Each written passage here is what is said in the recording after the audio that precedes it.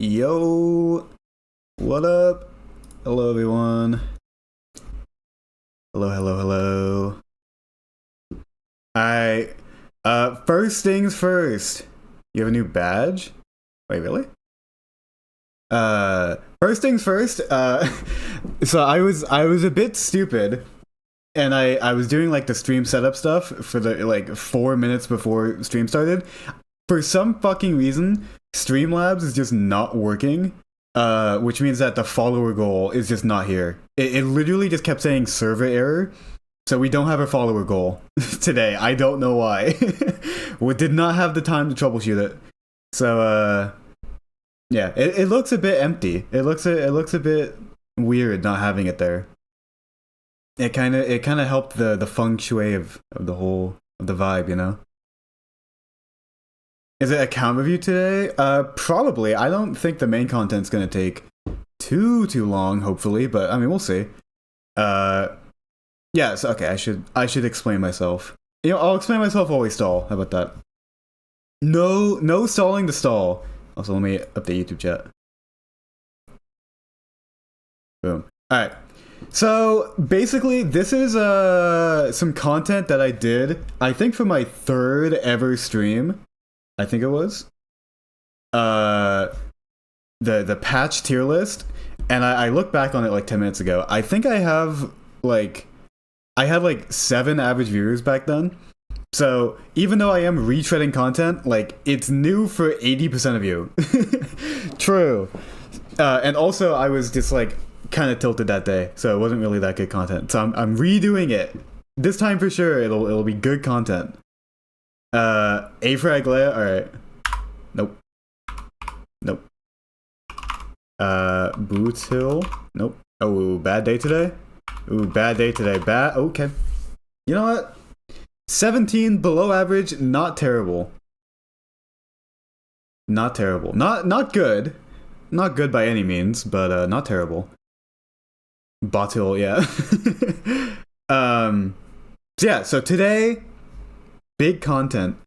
Patch tier list. Boom. Look, I made my own tier list format. Look, my name is down here. I was bag. Wow.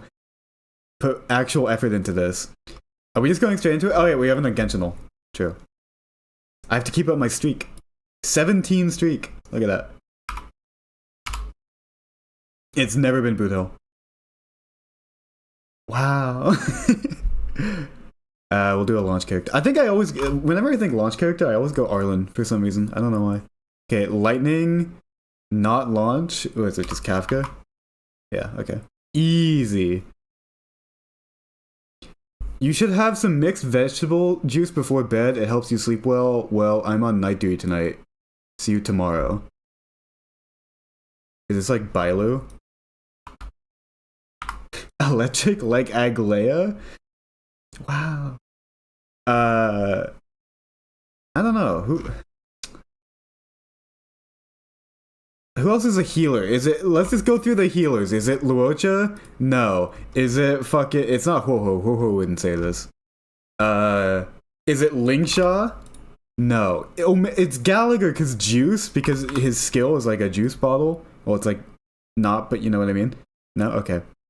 Can you guys hear this? That's the age-old question. Let me make sure you guys can hear this. Yeah, I think you should be able to. You should have some mixed vegetable juice before bed. It helps you sleep. Alright. Well, I'm on night duty tonight. See you tomorrow. Is it like Yanqing? No. That sounds kind of like Misha, but I don't think Misha would say this. It's like it's one of those characters. It's like Misha, it's like Yanqing, or Arlen, like what we said before. Oh, like okay, night duty. Misha doesn't have night duty because there's no night in Penacony, right? True. Isn't it just like eternally like the same time all the time? Maybe, I don't know. And Yanqing also doesn't do night duty because Jing Yuan wouldn't let him. But I guess there's no nighttime on the space station too. Fuck it, I'm doing Arlen. Ooh, okay. Intuition. See, Jing Yuan would never let Yanqing do night duty, but Asta has no no qualms. There are hours. I wouldn't know how it would work. I mean, how like does the space station like revolve around a sun and a moon? Arlen is not a kid, is he not? Oh, he definitely sounds like one. I recognized his voice as if he were a kid. Is that the hell is that? Oh, that's the lock from the oh, is it just mini her there?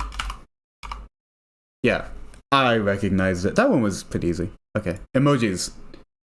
It's March 7th. Holy shit. Wait, it actually is. Wait, I actually really like that hint. Alright, easy money, easy money. Alright. No more stalling. Let's get into things. So, we have every patch. Let me turn on the music for myself a little bit. I need to think clearly on this. If you're wondering for my sleep update that I give every stream, I had pretty good sleep last night. So I have an able body, able mind for today's content. Wait, what is YouTube just saying? What website was that? Oh, Genshindle. It's just called Genshindle. It's just Wordle, but like for Genshin and Star Rail and Zenless. Prime stall content.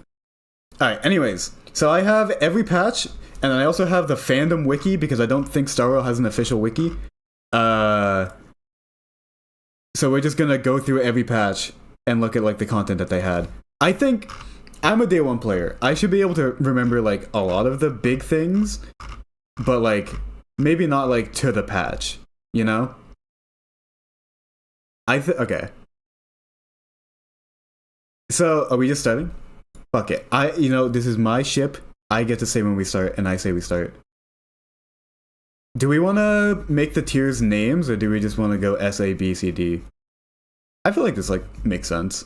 I don't want to be like tacky about like, oh my god, S tier is like goated and D tier is trash. Like, you all know what it means. It's a dictatorship. Yeah, true. You get it. All right, let's go. 1.0. I feel like 1.0 is going to be like the hardest one to rate because it's like the entire fucking base game, you know? Like I think there were a lot of problems with 1.0, but also like everything that made you, or at least for me because I'm a launch player, that like made you want to play Star Rail and keep playing it came from launch. 1.0 is S tier just because of the Fushwan character introduction. Oh yeah, back when the cutscenes were like not pre-rendered and they were just like in-engine. I actually kind of prefer when it was like that. 1.0 was like A or B because it's what started it, but it had issues. Yeah, it had issues, but I think like if we're judging each patch by like just the content that it introduces, like look at how many fucking units 1.0 introduced. Like I think 1.0 is uncontested when it comes to just like content because it's the fucking launch of the game, so it kind of just wins by default there. Like, and it had the entire Eurilla 6 storyline in it at base, and that was one of the better stories that we've had even today, like even on today's standards. And like, I don't know, I think wouldn't 1.0 be the standard? Well, no, because like there's a difference between a standard and an average. Like, I wouldn't call 1.0 an average patch because I think more patches are beneath it than above it. You know? Does Wildfire also count as a positive? Yes. 100%. So it introduces every single launch character, every single launch Lycone, the entire Eurilla 6 storyline, and her space station, and half of the Lofu, and it had events, and every single Trailblaze mission that it started with. B? Nah. I think it's at least A. Okay, so the issues with 1.0 that I remember, for one, there was like no good sets to farm, and even though we were in 1.0 and we didn't have anything to compare it to, like, yeah, all of the 1.0 sets are fucking terrible. And then also, meta-wise, there was just a very large lack of sustains back in the day. It was literally only Preservation Trailblazer, Preservation March, Bailu, and Natasha. and that was it. And Gepard. Like, that was it. So if you didn't get Bailu or Gepard on your standard banner, you just had nothing for the two sides. Yeah, okay, there was Eagle and Quantum, but nobody cared about Eagle back then. But I cared about Quantum. I had a good Quantum set from 1.0. True. B, because it's literally the start of the game, of course it will have the most amount of content, that's why it's in B. I wouldn't want to judge it as it being the start of the game, as it being the standard. I would like to judge it as if it were a patch that got introduced in isolation, if that makes sense. I wouldn't want to put it in S, because I do feel like every patch that improved something from the base game does something better than the base game did. Like, this is raw Star Rail, like, before Simulated Universe got updated, before any, like, Divergent Universe stuff, like, before, you know, everything, like, before Pure Fiction, before Apoc Shadow, like, it's before a lot of stuff, but I think, like, I don't know. I think Star Rail, when it started, had a pretty good reputation as a gacha game. I think that lasted until, like, maybe, like, late 2.x, like 2.6 or something. And I feel like 1.0 having high quality as a baseline is a good reason for that. I think it's a solid A. Ignore Arc as you always do. Oh yeah, also Welt as the only imaginary. True. But that's not like a problem. Well, that's not really a problem. It's just like a weird thing. Like, I'm giving Arc a platform to make her case. Let it be known. I think it's A. I think it's A. It sounds like nobody thinks it's S and some people think B. That's what I'm hearing. These are not final opinions. Yeah, A minus plus. Yeah, you get it, Wolfie. You get it. I mean, yeah, I'd be able to, yeah, put like A minus. Sure. It's his tier list, guys. I mean, I want community feedback. I'm working through this with all of you. We'll put it here for now. Is there anything else worth noting from 1.0? I think it had definitely the most amount of, like, Trailblaze missions, because it had all the ones at launch compared to, like, the ones that we get now, where we haven't gotten any in so long. What were the events? Were there any cool events? Oh yeah, there was, like, the boxing thing. It did have a combat event. Not every patch can say that. That's true. Although, wasn't that cool of a boxing event. Or combat event. What else did it have? Yeah, like, nothing else. Okay, so it had, like, no events, but it's the base game, so who cares? Alright, cool. 1.0 done. 1.1. I think okay. The way I remember it, I think the initial few patches after 1.0 were kind of mid. I think 1.1, 1.2, and 1.3 were all kind of mid. From what I remember. Thank you, Truce GI, for the follow. I remember this being a discussion back in the day where people were really worried about the just lack of content. Oh, and thank you, Zach Noon, for the follow. I think a given patch just didn't give a lot of content compared to what all of the content that you had to go through at launch to get to, like, the end game and to be out of content, and then you wait a couple months or, like, 6 weeks for 1.1 and there just isn't that much. Mid is in B tier, or I think it's like C. I don't know. I think these initial patches were kind of underwhelming. I also don't want to really weigh like the new units being cool, because not everyone goes for the new units. So, like, calling them, like, patch content is, like, a bit dubious because not everyone experiences it. But like, that's opposite of how Star Rail advertises it, of, like, the new units are the main selling point of a given patch. So I'll weigh how cool the new units are a little bit, but I would more so just want to look at the patch itself of what it adds to the game past just the units, I guess. Also, thank you, Harry Otter, for the follow. Great name. It had the event Lycone. Yeah, it did bring tutorial to the game. First event Lycone, best event Lycone. Is it still the best event Lycone? Yeah, right? Like, I can't think of another one that's, like, even remotely this good. Like, there's the My Day free-to-play one, I guess. Yeah. I don't even really use it that much, because I'm just a big Pearls lover. But I can't deny it's good, you know? We had Luocha as the first premium sustain and the second imaginary unit. and then Silverwolf was like cool in her time, and then Yukong as the third imaginary unit, and she was like mid even when she came out, and it's only gotten worse from there. Oh, and Nox's signature, yeah, and Robin's signature also true. I forgot for the event like and stuff. I feel like these were like exciting releases for their time, but I don't really feel like they were that groundbreaking of units. Although Yukong's animations are still S tier, I will say that. Anyways, for the stuff itself, there was like this was the event that gave you the event icon, right? It was like you had to follow Silverwolf in Simulated Universe.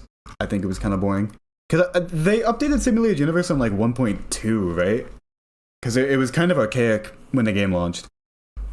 It was pretty. I think they updated it pretty early. I think, but I think this was before that, and it was kind of janky. Oh, this was the museum patch. I forgot about the museum. What do we think about the museum patch, chat? The event. I think this event was kind of okay. It was, I don't know. Like, nice character building, yeah. I just feel like the actual like gameplay of it was kind of mid. Like, okay, there's been like 15 different like shop management events across the main Hoyoverse games, and I feel like out of all of them, this one has been one of the more generic ones. But I feel like the Eurilla 6 cast has a soft spot for a lot of people, including myself. Like, this was only 1.1, so we didn't miss them as much as we do like now. But I still like, I do like most of the characters that showed up here. Of course, this is like 2 years ago, so I kind of don't exactly remember everything from it. I just remember like Natasha was in it. Wow. I don't complain when they get one of those events. Yeah, it was good for what it was. Like, I don't think it was trying to be something like amazing, but it was good. Yeah, you had to like hire coworkers that like had different stats to like reach benchmarks. Amazing. Yeah, I remember this one. It was okay. It's generic, true, but again, it was different gameplay besides combat and set the standard for these kind of events going forward. Yeah, that's true. It set the standard. I think other events have improved off of it. But I think this one was like, because we didn't have anything in 1.0 that was like an actual like limited time event with like character interactions. So I think that this was a good baseline. But I think for today's standards, it's kind of mid. I loved doing the event. I liked doing it, but I think part of it was just because it was so novel in how new it was, you know? It being the first of its kind. So I don't know how to really judge that too fairly. I really enjoy this type of events. I mean, me too. I'm just trying to judge it like in the whole context of HSR. Maybe I'm underrating it a bit though. And then this one was just like a normal... Yeah, this was just a fucking combat event. Wow. I think this one was like kind of lame from what I remember. I wish there was a way to see like a video of the event, but that would require so much prep for this one stream that I'm not doing. Sorry. Not limited? Oh, well, yeah. Yeah, true. They aren't limited, but some of the events, some of the rewards are. True. Very true. I have to choose my words. Oh yeah, system updates. Did anything happen? Fucking... Not really. Yeah. Oh yeah, this was when they lowered the effect res because it was super fucking high. So like Pela and Silverwolf had to like, or I guess just Pela back then, had to have like super high effective rate to like do anything. Like you needed like 120 effective rate back in the day, but they lowered it here. I remember that. God, I forgot about that though. Holy shit. Alright, so overall, 1.1 didn't have any story. That's the other elephant in the room. It didn't continue the Lofu story at all. Which is really weird for a 1.1, you know? I feel like it kind of killed a lot of the momentum that a lot of us were, you know, carrying. Like, you spend all of 1.0, like, doing all of the 1.0 content, and you're excited for, you know, the continuation, and then it's another 6 weeks of filler. So I'm gonna put it tentatively in C. I feel like it didn't really do... I feel like the museum event saves it from D. I don't know. I feel like it's high C, maybe low B. We were stuck on that awkward Dan Shu ending. I think so. I remember like it was the deer fight was the ending, but I think there might have been some other quests that you could do after that. I think so. I don't entirely remember. I think story is C, but B with event like in a museum. That's fair. I think that's fair, and I would add on to that with just like I would rate it worse just due to where it is in Star Rail's like lifespan of just being so early on and just killing a lot of the momentum. Especially because like we knew how Luocha and Silverwolf worked because they were in the beta and you play a Silverwolf in the tutorial. So it's like they weren't like they're cool new characters, but there wasn't that much like hype around like how they work and how they interact with the meta, I guess. Which also exists for like Blade and Kafka, but whatever. Anyways. Yeah, I think C is fair. I agree with low B. We'll change things around as we go. Let's just try and get like a good baseline of what we think each tier represents. All right, 1.2. This did more of the story. I don't think I'm alone in saying that the first bout with the Lofu was not the best. Story-wise, I didn't really enjoy 1.2 story. It was also like really short for some reason. And it wasn't even the complete ending of the Lofu because that happened in 1.3. This was just up until the weekly fight with Fantilia. And then it just abruptly ends. And then the epilogue was next patch. For some reason. Like, Ting Yun dies, and then we have to wait 6 weeks, and then her funeral happens. I don't know. The end of the Lofu arc? No. That was 1.3. Yeah, very mid. I mean, okay, Blade and Kafka are, like, hype. I think there's a lot of people, even today, that only really care about Star Rail. At least partially just because of one of these two characters, you know? And they're both getting buffed, wow! There's no audio on YouTube? Wait, what do you mean? Oh, there's no music, yeah. And I don't have any other audio going on right now. Imagine if my mic was muted this entire time. That would be fucked. Wait, is it actually? Someone from Twitch, go to YouTube and double check that my mic is working on YouTube. I don't know why it wouldn't. Let me check. That would be really funny. Yeah, no, it should be working.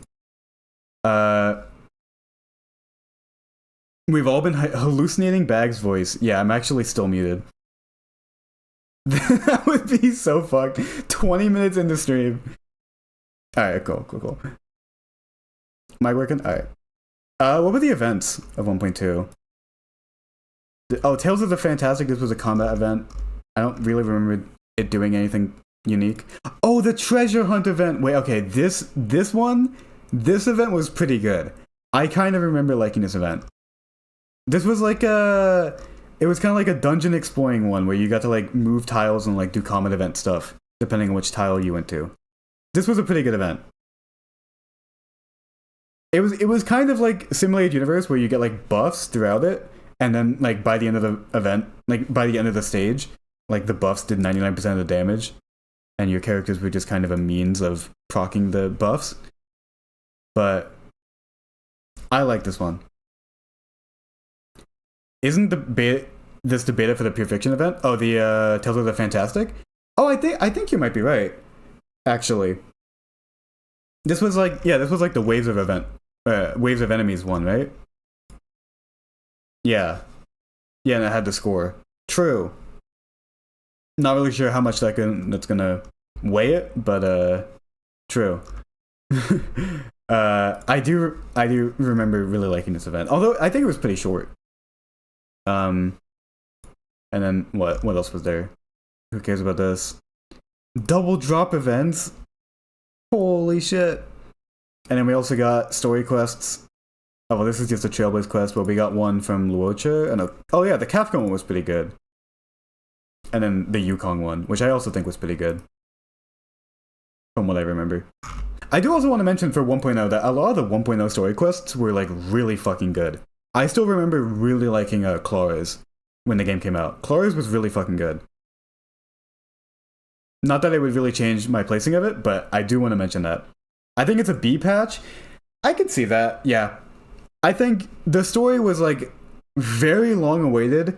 Like we had to wait 12 weeks from the game's launch to get the story continued, and the story was like 2 hours long, and no one really liked it. Oh wait, yeah, Luca's one was good too. Arc, yeah, true. And Serval's, yeah, that's the other one. Serval's story quest was also amazing. That set like a really high standard for the story quests, and I don't think it's really been beaten after Clara's and Serval's and Luca's. I think they kind of peaked early, and then now there's just not any new ones. So whatever. Yukong's was pretty good. I kind of don't remember Yukong's that much, but I wouldn't doubt it. Yeah, mid story, pretty cool events. Yeah, not much else to say. Again, these early patches were kind of mid. And then 1.3 was the epilogue to the Lofu story, which also meant like the story was like 2 hours long at most. It did have Mr. Imbibe Lune, Mr. Dill himself. Oh yeah, we didn't really talk about Blade and Kafka much. They're cool. Dot didn't really work that well before Black Swan, but it was 1.1 meta or 1.2 meta, so who cares, you know? Remember when Blade was good? True. Well, now he has Hyacinth, I guess. Yeah, I think the last character quest was like Black Swans, right? In 2.0?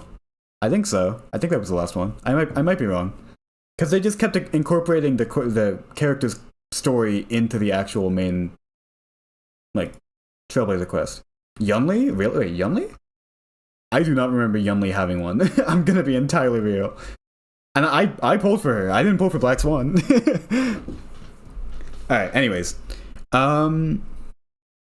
This one was, yeah, more of the same than from 1.1.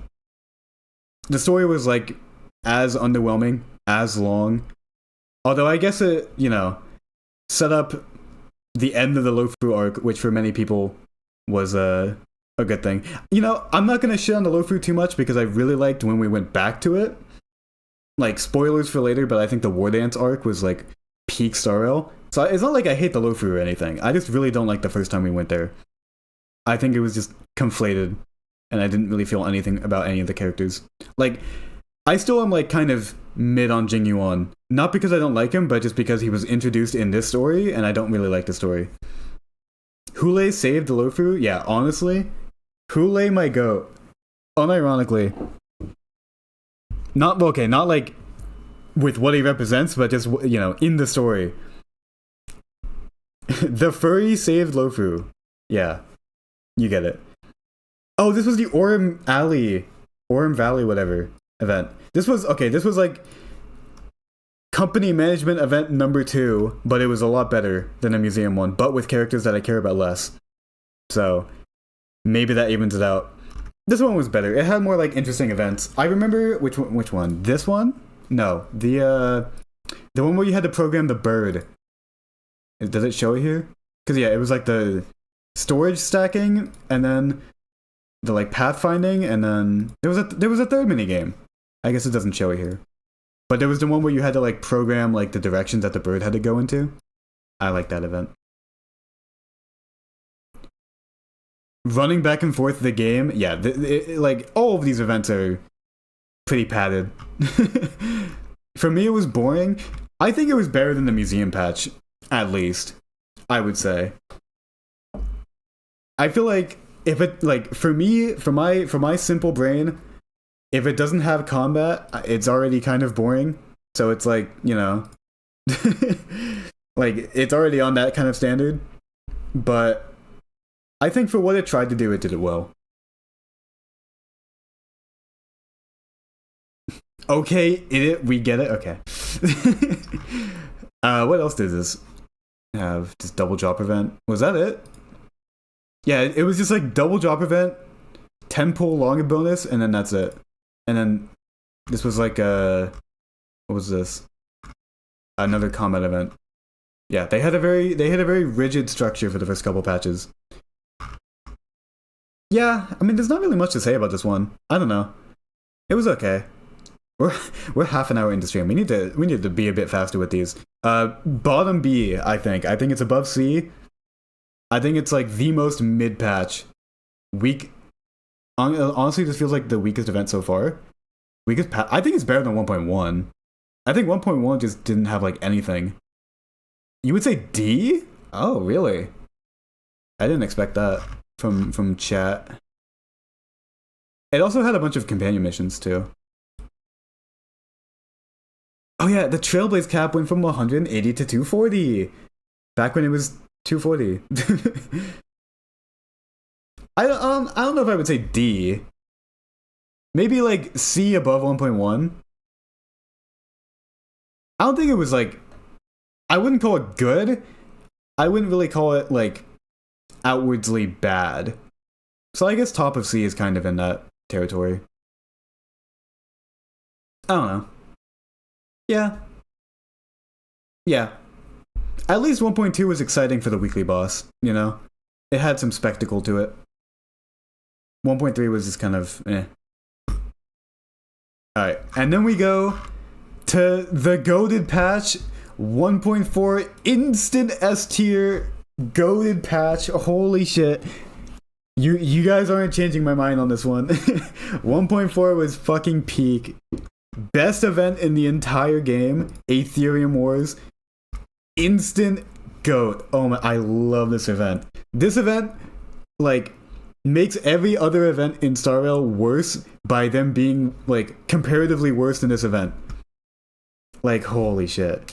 It's like, they put so much effort into all the different things in this event, with all the different enemies that you can, like, use on your side. It felt like too much effort for a one-time event that you don't go back to after completing. I wish there was some like PvP in this event. Oh, it was so good. Oh, it was so good. And like, at least for me, it was like actually difficult. Like I had to actually think about my team comps and shit like that for the final fights. Like I actually struggled. Like when you fight like the Elite Four equivalent at the end of the event, I had to actually like take like multiple tries because I was skill issuing. Oh, dude. If you guys weren't around for Aetherium Wars, the goated event, it was basically Pokemon, but you got to use like enemies as Pokemon on your team, and they all had their own different like passives and like synergies between each other. It was so good. And then for the actual like shit, this was like Topaz coming back to Urilla 6 to like colonize it or whatever. This one was pretty good. I don't know. We like it was kind of like filler Trailblaze quests until Penacony after 1.3. But I mean, I like Topaz. I don't really have any like big thoughts on this one. I don't know. Story quest was definitely better than Lofu. Yeah, 100%. But I don't really like this isn't what I think of when I think of this patch. Even though it was like, you know, the main story. Also Jingliu. Wow, and Gwenhyphen. Everyone cares about Gwenhyphen, right? Ethereum took too long in my taste. I think that's true. I think it did. It was probably the longest patch or longest event they've ever done. But that was fine for me because I liked it. Like it wasn't a chore because I genuinely enjoyed playing it instead of just like trying to get through it for the rewards, you know? I care about Gwenhyphen. Yeah, Gwenhyphen's cool. But like as a unit, like come on. And yeah, another patch where it's just one big event and then like nothing else. Simulated Universe event. I don't remember this. Oh, this was like the prototype to like Golden Gears and Swarm Disaster. Like where you got to like you were put on a rail, a star rail, if you will. Okay, is it gonna load? Maybe not. This. No? Alright. Thank you, Fandom Wiki. Pull up the last tier list you did at the end so we can compare. Oh, well, that's gonna take some digging to fucking try and find. But also a good idea. Star Rail? Yeah. This one was like, okay. I think it was kind of bare bones because they were kind of like the Pure Fiction prototype that we had last patch. This was just like a prototype that they were just kind of testing ideas out for. But yeah, not bad. And then that's like it. All right. I think full bias, 100% bias. This is only S tier because of Ethereum Wars. Nothing else. The patch outside of it was kind of whatever. But I think the patch with it is goated. I don't think it'll be the top of the list, but I think it's like firmly S. Firmly S. And yeah, the story also wasn't bad. It wasn't like 1.0 levels. But I don't know. B tier without Ethereum? Yeah, probably. But like half of like what a patch's draw is the new like event that it comes with. So you can't really take that away from it, you know? Like every patch without the main event is fucking C tier. So doesn't really mean much, you know? I think Topaz should have stayed more of an antagonist. I mean, she still kind of is, right? I mean, not like antagonist, but I think like just the IPC in general still kind of has that kind of vibe with it, even if she herself is kind of chill. I don't know. I'm not a lore expert. 1.4 was the HSR peak. I don't think that, but I think it's one of the peaks for sure. I don't think it was all downhill. I think 1.5 was also pretty good. 1.5's event was pretty good. This was Argenti being released before Pure Fiction, which I think was really funny. Because Pure Fiction's next patch. So this 5-star Erudition unit comes out, and he's like, okay, because I think they did gear 1.5 MOC like towards him.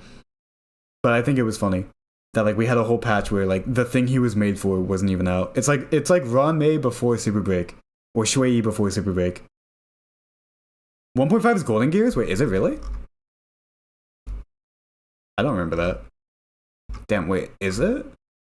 World 8 Simulated Universe? Was that Sigonia and Izumo? No. What? I actually don't remember.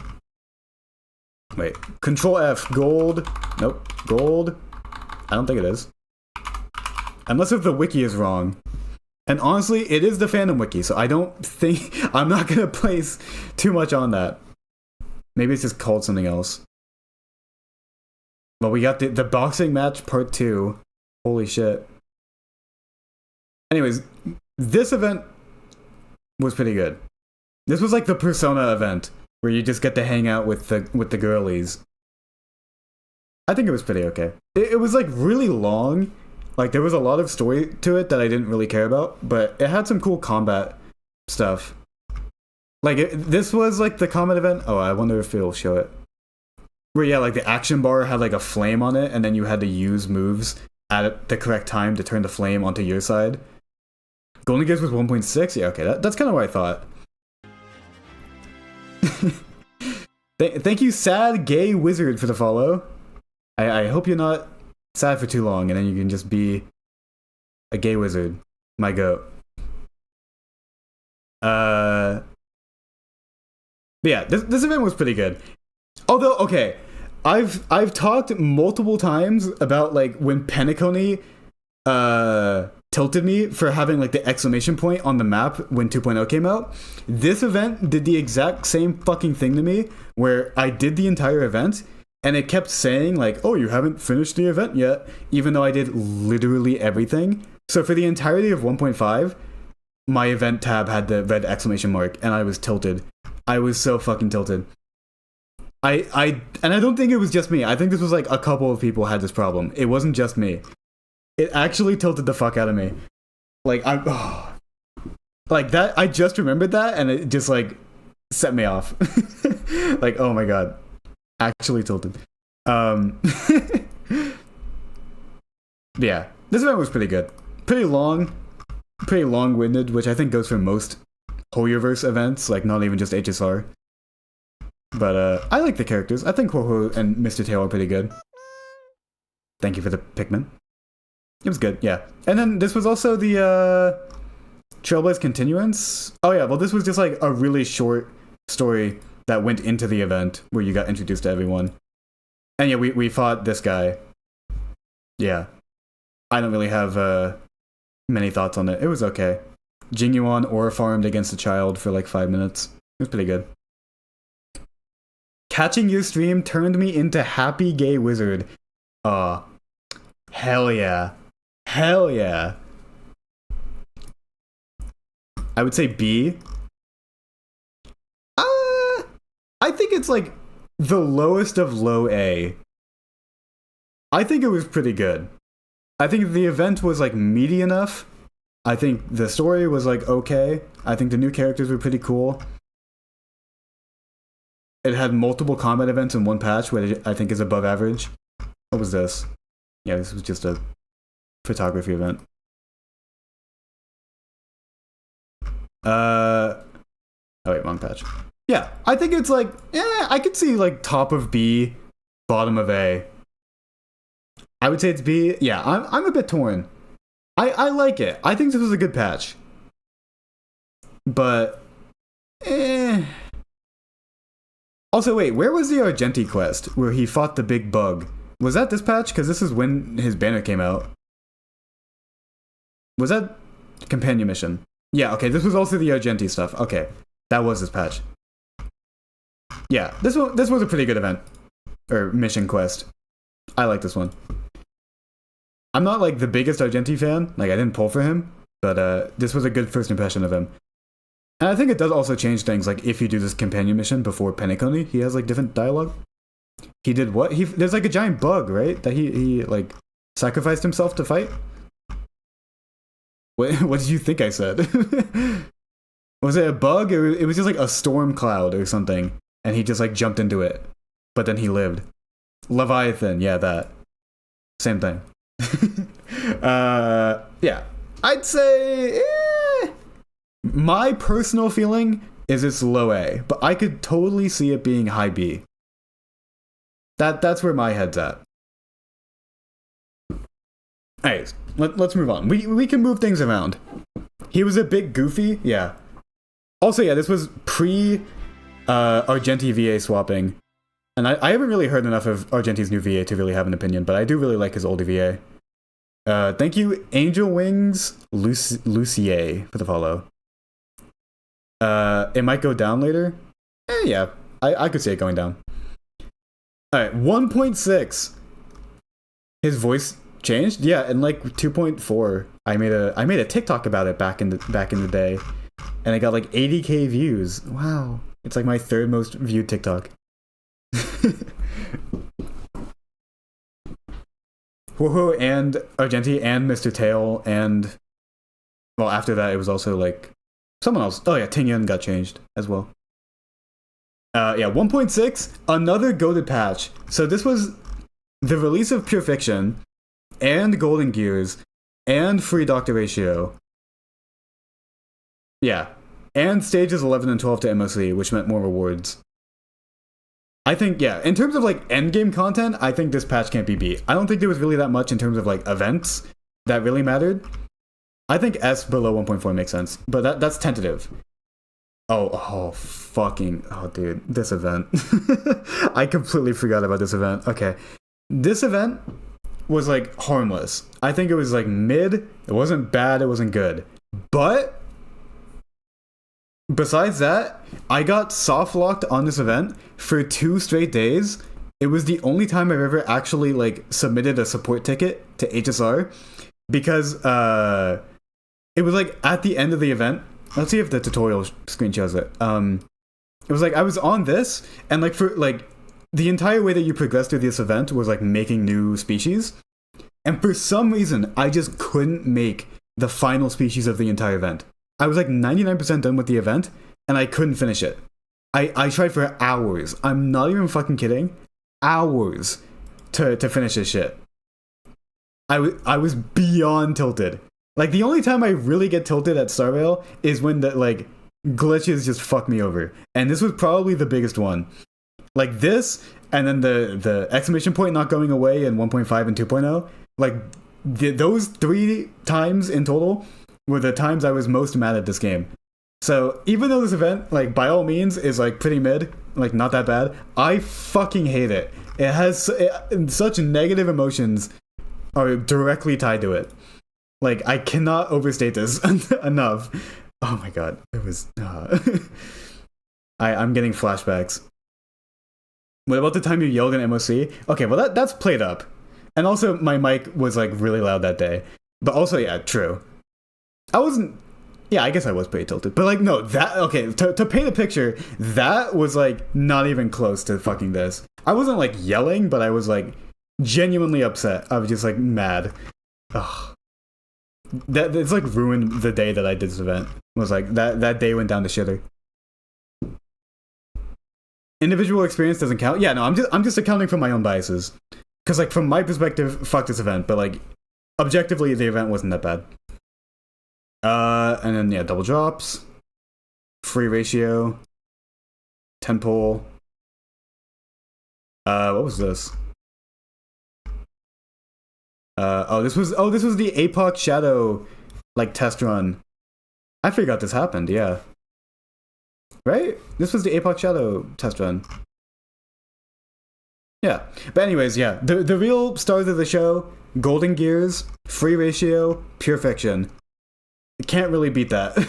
I think pure fiction nowadays is like, I wouldn't call it my favorite endgame mode because I think it's the most simple, but I do think it's the one that I enjoy min-maxing the most, like after clearing. I think it's the one that I go back to the most after clearing it when a new rotation happens.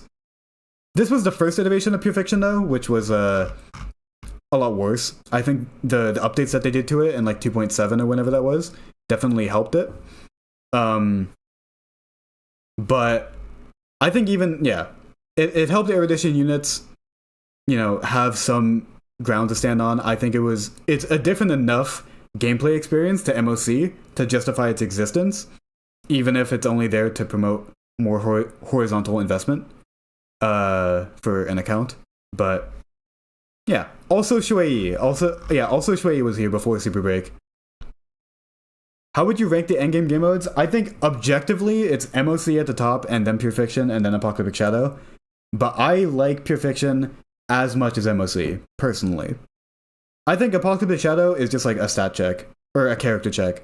And I don't think it's that fun. I think the action value stuff with APOC is like really good. But I think the individual fights are just too restricting to really have that much fun with, in my opinion. Like, I think tying so much of the mechanics of every fight to the toughness bar is just like, I don't know. I don't really find it that fun. But I wish MOC and Pure Fiction had the same action value meter that APOC did. I think it's way better than the cycle system. So it's a give and take. It's my least favorite, but I don't dislike it at all. Multiple people are playing APOC at the top. Really? I don't dislike it. I just like, I don't know. Most of the time, when a new APOC comes around, I'm like, oh, okay. I use this team for side 1, this team for side 2, because it's just like shield content, and then I just win it. And then it's like, okay. Like, I don't really feel much about it. Like, compared to like Deadly Assault in Zenless, which is a very similar concept, I like Deadly Assault a lot more. And I can't really pinpoint why, because it's also pretty chilled. But I guess it's just because, like, Zenless is, like, earlier on in its lifespan, so it's easier to use, like, mismatched elements and stuff, compared to Star Rail, where it's, like, you know, most endgame these days is just to shield new units and nothing else. AS is not a stat check, you need to adapt to the boss mechanics. Yeah, I guess, yeah, I was wrong to say stat check, I meant more like team check. At least that's how it feels. I'm not saying that's like definitively like how it works, but from my perspective, that's what I think of it as. And you can decide how fair that is. But anyways, that's not for another like 4 patches. We have Pure Fiction. I really like Pure Fiction. Yeah, Pure Fiction was pretty okay to start with, like in its initial iteration. Yeah. And then, yeah, free ratio, not leaked. I think that was like one of the more hype moments in the community. This was the Genshin would never phase, which, I mean, was kind of annoying, but I think it was just like a good indicator of where the community was as a whole with Star Rail. But yeah, not a bad patch. I think S below 1.4. I think the actual content was like whatever. Golden Gears was good, but I think Golden Gears is like below Swarm Disaster for sure, in my opinion. Like I think they improved past Golden Gears, but for what it was good. Hello, sir. How are you doing? I'm doing pretty well. Although I can definitely tell that this stream is going to go pretty long, and also my throat's going to be dead by the end of it. But you know what? That's fine. I'm not complaining. Anyways, below 1.4 is hella biased. All right. You're right. You're 100% correct, but also like it is my list. Well, I'll do some Twitch polls at the end of the listing. We'll iron out all the kinks, you know? Deal. Anyways, 2.0. 2.0 is best? 2.0 is pretty good. I think Penacony definitely has its highs and lows when it comes to its storytelling, but I think it made a good first impression. I think it has like probably the strongest cast out of any like world. Like I think Aventurine, Sunday, Robin, Firefly for, you know, I guess she was introduced in Penacony. Acheron, like I think they're all good. I think the story, like in 2.0, with all the fucking deaths before they were faked out, was pretty impactful.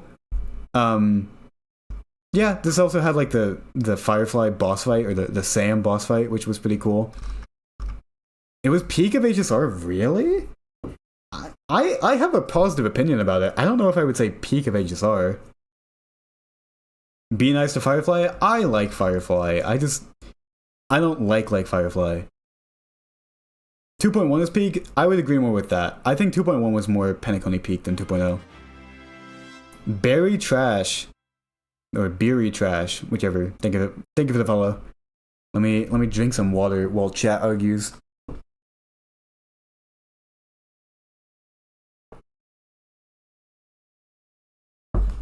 Yeah, I think like compared to Amphorius is like, I like the cast there too, but it took me longer to warm up to them.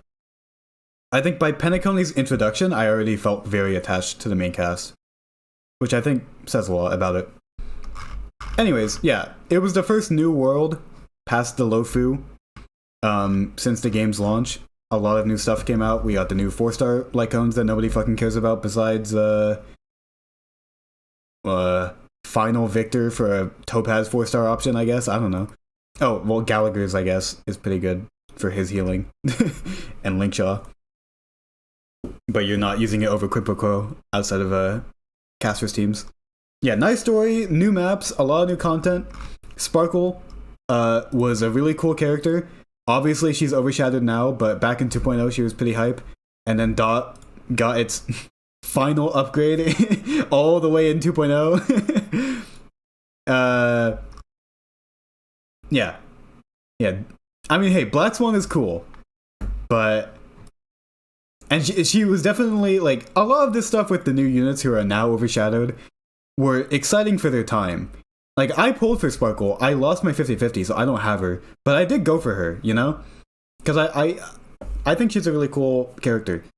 I like when Hoyoverse plays with having like morally gray characters who like own it, you know?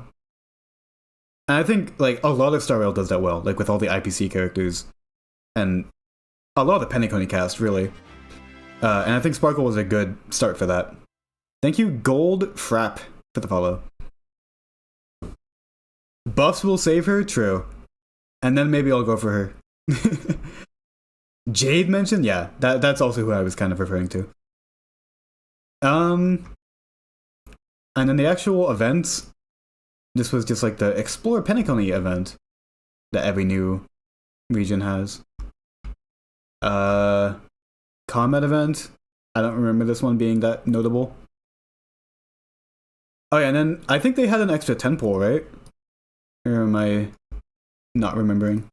Actually, no, I don't think they did. There were a lot of events, but I don't think any of them really stuck out that well. Yeah. And then we had the second to last companion mission. According to chat, Yunli's is the last. I thought this one was the last, but it was Sparkles, but also had Black Swan in it, I think. True. Also, yeah, like a bunch of new enemies, which I guess for endgame give us a lot of variety, which I think is kind of underrated. Pioneer and Watchmaker, wow. Yeah. I think it's kind of a secondary 1.0 and just giving so much new stuff. I think it pumps a lot of new life into the game, even though, like, in terms of, like, long-lasting, like, what actually mattered in the long run, there wasn't really much from this patch. Like, compared to 1.6, which added so fucking much for, like, Pure Fiction and Golden Gears and all that. 2.0 doesn't really have an equivalent to that, but I think just the feeling around it and the atmosphere that it pushed was really effective. And I think that also carries over to 2.1 and 2.2. So I would say I would put it high A. I don't know if I would put it S. Some people were saying S. I don't know if I would do that. I think it's definitely A. You think low A, Wolfie? The fact that there's no My Day companion quest for when he leaves to go fight the Tide, yeah, Amphoreus is definitely struggling from that. Mid A, is it better than 1.0? I think that's the question. I think 1.0 and 2.0 definitely had the best, like, new experience feeling of, like, this is, like, the next chapter. Or, like, this is, like, the big thing happening. Like, I don't think 3.0 really encapsulated that. So, I don't know. I'm down for either. I could see it going either way. Better than 1.0, but 1.0 is too high. Alright. So you think here? I'm down to put it there. Like, again, I can't really, like, name much that I really like about the patch in terms of, like, individual things like I can with 1.6, but I think it has definitely, like, one of the best, like, vibes and overall atmospheres, especially, like, within the community at the time. And a really good story, but 1.0 also had a really good story, so yeah, I think for now I'll go here. I think I'll go here for now, but I'm very down to switch it later. This is not rigid at all. I think I'll have a better understanding of my feelings of 2.0 when we're done with the Penacony patches, which should not take that much time. Penacony is the best region by far. I would agree with that. I don't know if by far, but I would agree with that. But I think a lot of that is carried by the other Penacony patches. I think 2.1 was really good. Like, really good. This was the patch that I spent the most on in this game, which is not any metric that should be cared about, but I think it is worth noting. Yeah, the event, the story in this patch was really fucking good. Everything with Aventurine really, like, carried it for me. Aventurine is probably my favorite Penacony character besides the obvious one that we'll get to in a bit. I really like Aventurine, and I think this patch is, like, the entire reason why. Although this was the patch that had all the fucking translation errors, right? Where, like, a lot of the parts of the story just, like, didn't make sense in English because they just, like, mistranslated parts of it. I think, yeah, that was 2.1. That was this shit. So, gotta take off points for that. Because, like, they made, like, Sparkle talk about the wrong character when she was, like, alluding to something. And so, like, it just didn't fucking make sense what she was talking about because in the original script, she was talking about, like, someone else or something. I don't know. This was, like, a year ago at this point, but I do remember this happening. But overall, outside of, like, a couple of errors and, you know, Penacony having a lot of ups and downs with, like, how much it builds up the story versus the actual payoff of it, this patch was, like, mostly build up, which meant that it was really good. Like, it didn't have the disappointing stuff in it yet. So, by itself, it's good. Go Make Friends with a Rock was peak. I vaguely remember that. And yeah, Acheron was really exciting. This was the 1 year anniversary patch, right? Yeah, because Acheron was the anniversary unit. Yeah, it was pretty good. We got, like, an extra 10 pull or something. Oh yeah, this had the Monopoly event. This one was kind of mid. I like this year's event, anniversary event a lot more than this one. This one was kind of overstayed its welcome, but it was fun. It was quaint, but I didn't really like it that much.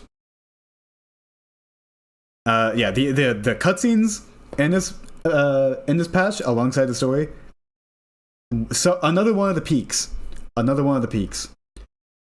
What was the anniversary event the main event of the patch? Because if so, then that's not amazing. What was this?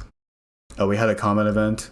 Oh, I remember this one. This one was I don't remember if this was the prototype to anything, but it was like this is kind of the standard of what they usually do for events now, for comment events, where it's like you have to build up to a grade, and then the grade determines how much damage you do. Wow. I think this was the first one that was kind of like that. Gallagher mention? Was that? Yeah, that was how this patch ended, was the Gallagher cliffhanger of him killing Sunday, right? Oh, dude. That was so good. Dude, that story quest was fucking peak. Dude, that was so good. I'm 13. Yeah. And World 9 of Simulated Universe? Holy shit. Can you believe it? Yeah, that was Izumo and Sigonia. As if anyone cares. But yeah, I think 2.1 also an A. I think it's very similar to 2.0 in having like not a lot of meat on it, like no real events to really speak of or anything that exciting to do gameplay wise. But I think the story carries it. I think the new characters are really exciting. It was the anniversary patch. Whoa, oh, chat is exploding. Wait, are you guys saying S? You guys are saying S. Okay, again, I have a high opinion of it. Okay, you aren't going to convince me it's better than 1.6, but if you want to say like this, I'm down. For me, for what I look for in a patch, for my own biases, I really prioritize a lot of gameplay, a lot of new stuff to sink your teeth into. And this patch did not have that at all. But everything else was like peak. So it's really hard to judge for me. Better than 1.6? What? Best patch of Penacony? I will agree with that. It seems me and chat are at an impasse. This patch made me join the game. I see, it's hard to argue against it because I'm putting it in S. Or I was going to put it in A, but I'm fine with putting it in S. So it's not like I don't like it. I just, I don't think you can beat adding Pure Fiction and Golden Gears into the game compared to 2.1 doing nothing in that category. The 1.6 story was like, okay. Definitely not anywhere near 2.1. 2.1 is my favorite patch. Damn. Okay, I mean, look. Okay, wait, can I do this? Can I can I link this in chat? Here. Here's the tier list maker for this format. If you want, make your own fucking tier list. If you want to put it on the Discord or something. 1.4 and 1.6 were the best patches. I don't think any of the others top those. That's how I feel, but apparently chat fucking exploded when I said that. Your opinion was so fucking cooked that you even made the non-chatters scold you. Look, I'll put it here for now. For now, it's here. Again, we'll spend some time going through it afterwards. I think it's here. That's my opinion. We'll move on. Impeach bag. How is 1.0 there? Come on, 1.0 was peak. Lore skipper take? I'm putting it here because of the lore. If I was a lore skipper, it would be fucking here. It needs to be S. It is an S. Oh wait, I guess chat is kind of blocking it. It is an S. Maybe I should move it a little bit. There we go. Yeah, there we go. You're not making me do this. I'm sorry. I'm sorry. You're not making me do that. Anyways, 2.2. Uh, follow your heart. Yeah, that's true. I gotta follow my heart. 2.2 is pretty good. I don't know. I think it's worse than 2.1. I feel like there were a lot of letdowns with Starville's or with Penacony's story, and I feel like 2.2 was like still really good, but I feel like some of the cracks were kind of showing. I think especially compared to Amphorius, where it's like this is 2.2 and it's the peak of the entire story, compared to 3.2 with Amphorius and how early on we are for the quest there. Like I think the pacing was just a bit off. And I think all of the stuff with like Sunday and Robin's family was just kind of like they didn't really do enough of a good job to make me care about it. I do still like Sunday and Robin individually, but like I don't know. This was the one day when me and my sister were out in the garden after dinner. We found a Charmony dove and we nursed it back to health times 1,000. If someone wants to bring up the copy pasta. It was kind of rushed. Yeah, it was good. I liked it, but it was kind of rushed, in my opinion. Like it felt like a proper finale, but it didn't feel like it was properly like built up to. Like it feels like thank you, designer Adrian. It feels like it was like the finale to like an 11 episode anime, but on like episode 7. It's like we needed like 3 more episodes. Okay, I have deliberately ruined chat. My bad. my bad. They did say they were going to back to flesh it out. True, but like that's not for this. That's not for what we're judging today. Also, yeah, Boot Hill was this patch.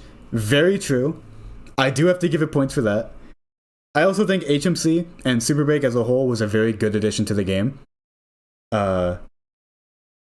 Like you can say what like I think Break as an archetype is very divisive, but I mean I'm a Boot Hill player. I like it. I'm on the side of liking it. Yeah, was this the patch that Boot Hill was like actually in the story? I think he was because he had like a speaking line in like 2.1, but I think 2.2 was when he was actually like present. And I like Boot Hill. Boot Hill's, I mean, fucking. wait. Like if you couldn't tell, chat. Wow, I like Boot Hill. Oh shit. So he kind of carried it for me. A little bit. Although he wasn't in it much. He was more present in like 2.6. You like Boot Hill, really? Yeah. It was funny because like I was really hyped for Firefly when she was coming out. Like she was the Pentagony character that I cared about. But it was at the same time as Boot Hill's banner was dropping was when we were getting Firefly's leaks. And I was thoroughly underwhelmed by Firefly's leaks, so I decided to shift my entire personality and be a Boot Hill Sin instead. Like that, like instantly. I did not plan to pull for Boot Hill until like the day before his banner came out. I think. A little backstory there. And yeah, and nowadays he's aged much better, so I was correct. For me, at that time, it was more so just liking his playstyle a lot more. Like, I think Firefly has a really boring kit design, personally. I think she's not really that interesting as a break unit, compared to Boot Hill, who I think is really interesting, and I think is one of, like, no bias, I think he's one of their better designed characters in the game overall. Like, I think he's definitely top 5, even without my bias.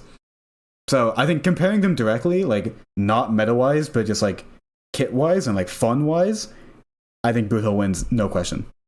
So that's Boot Hill mains, Boot Hill opinion. You heard it here first. But anyways, the obligatory Boot Hill rant for 2.2, it kind of had to happen. What were the events? Oh, this was the like on-rail shooter one for Clocky, right? Was this this was the Robin event Lycone one. Okay, no images on this wiki page. This one was kind of mid.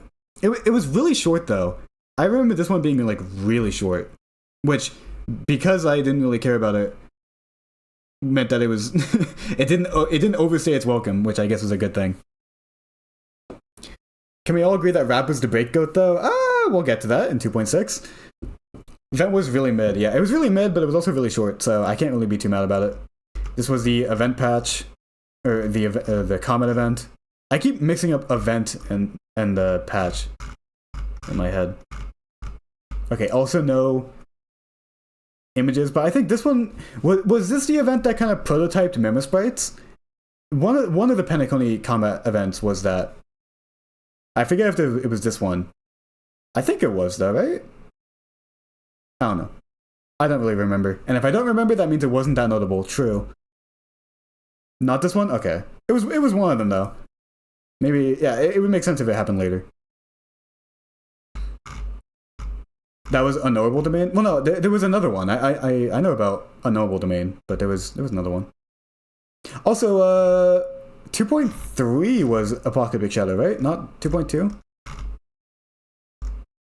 What's up, Ark? If you're gonna talk about the follower goal not being here, I'm way ahead of you. Legend of the Galactic Baseballer? This patch? Yeah. What about it? You're leaving me on edge. What's up?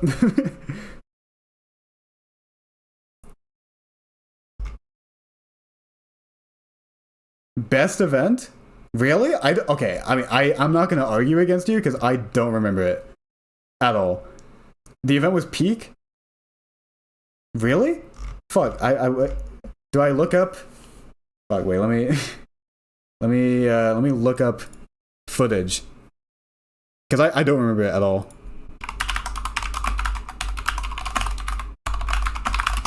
Let me look it up. Here's a 20-second video from a year ago with 500 views. Oh, it's like cropped incorrectly. Whatever. Oh yeah, this was. Oh yeah, so this was like the prototype to Unknowable Domain. Yeah, okay, I do remember this one. Jesus Christ. I remember I was watching get out of here, Breaking Bad. I was watching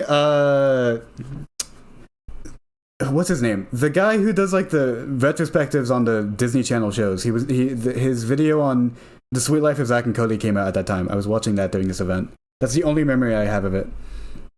All right, peak event. Yeah, now that I watched that, I do kind of remember it. It was pretty good. I shouldn't call it unmemorable just because I myself don't remember it. So what are we saying? Are we saying just S? I think S is getting a bit crowded if we put it in S, in my opinion. But I don't think it's that much worse than 2.2.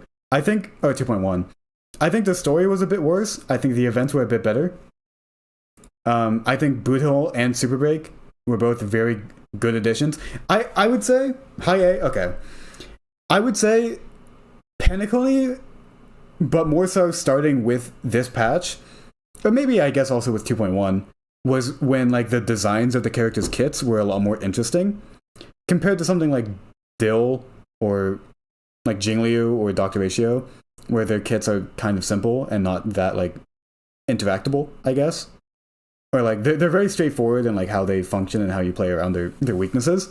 I feel like characters like Boothill and Robin kind of ushered in this new kind of era of kit design that I think has overall improved more and more as the game has gone on.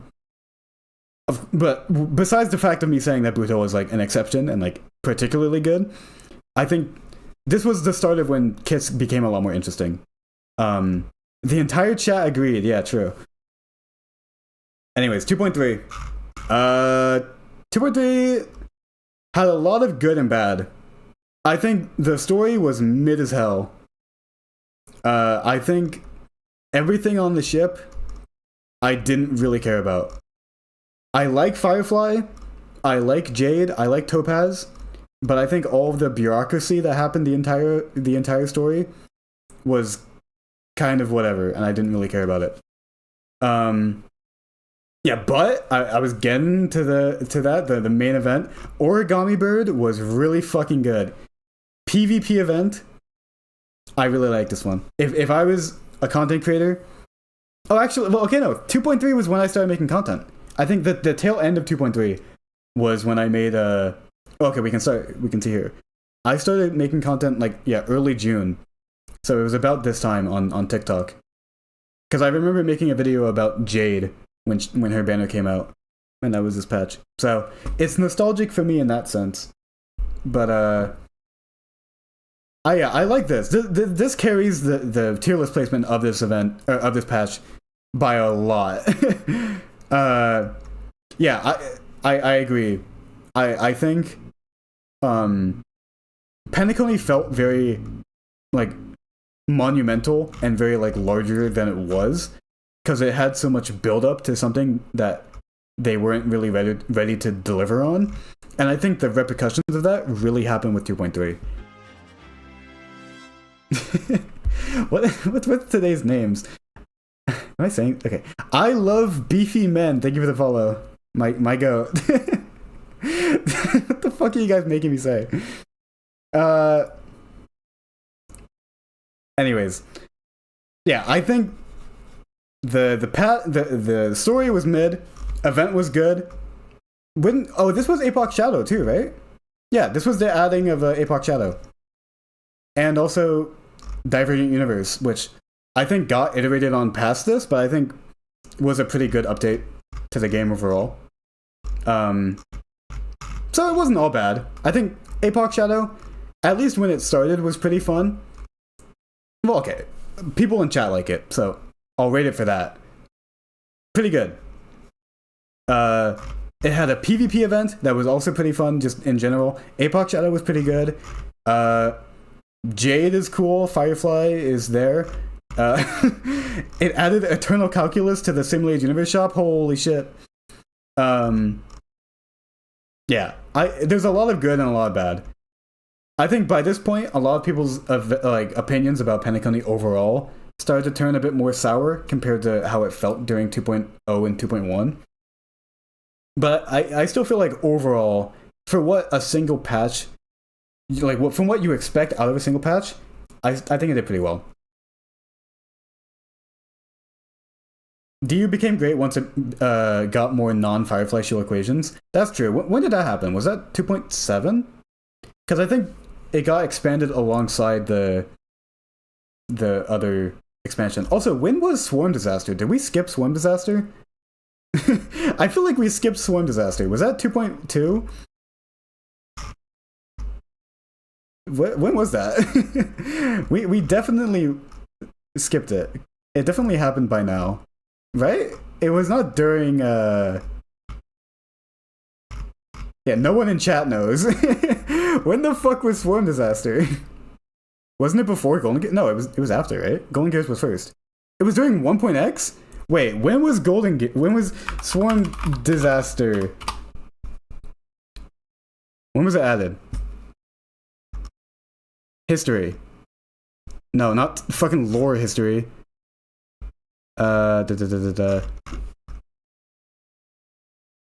Fucking when was it added?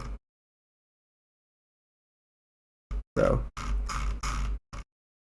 it does not say. When? No, not the fucking timeline. Oh, Swarm Disaster released 1 year ago today, and this post was 8 months ago. So a year and 8 months ago. Fuck. Read chat 1.3? Wait, no fucking way it was released 1.3. No, you're lying. Wait, what? How did we... Okay. How did I miss that? I'm not gonna blame chat. Really? We just skipped it. Oh yeah, Swarm Disaster. No way. I thought it was in the 2.x patches. Wow. Okay, well that definitely bumps up 1.3 to B tier. Easily. Swarm Disaster was really good. How did I, the Great Bag, miss that? Yeah. I've been saying. Honestly, I think it puts it above 1.2. Bring it down?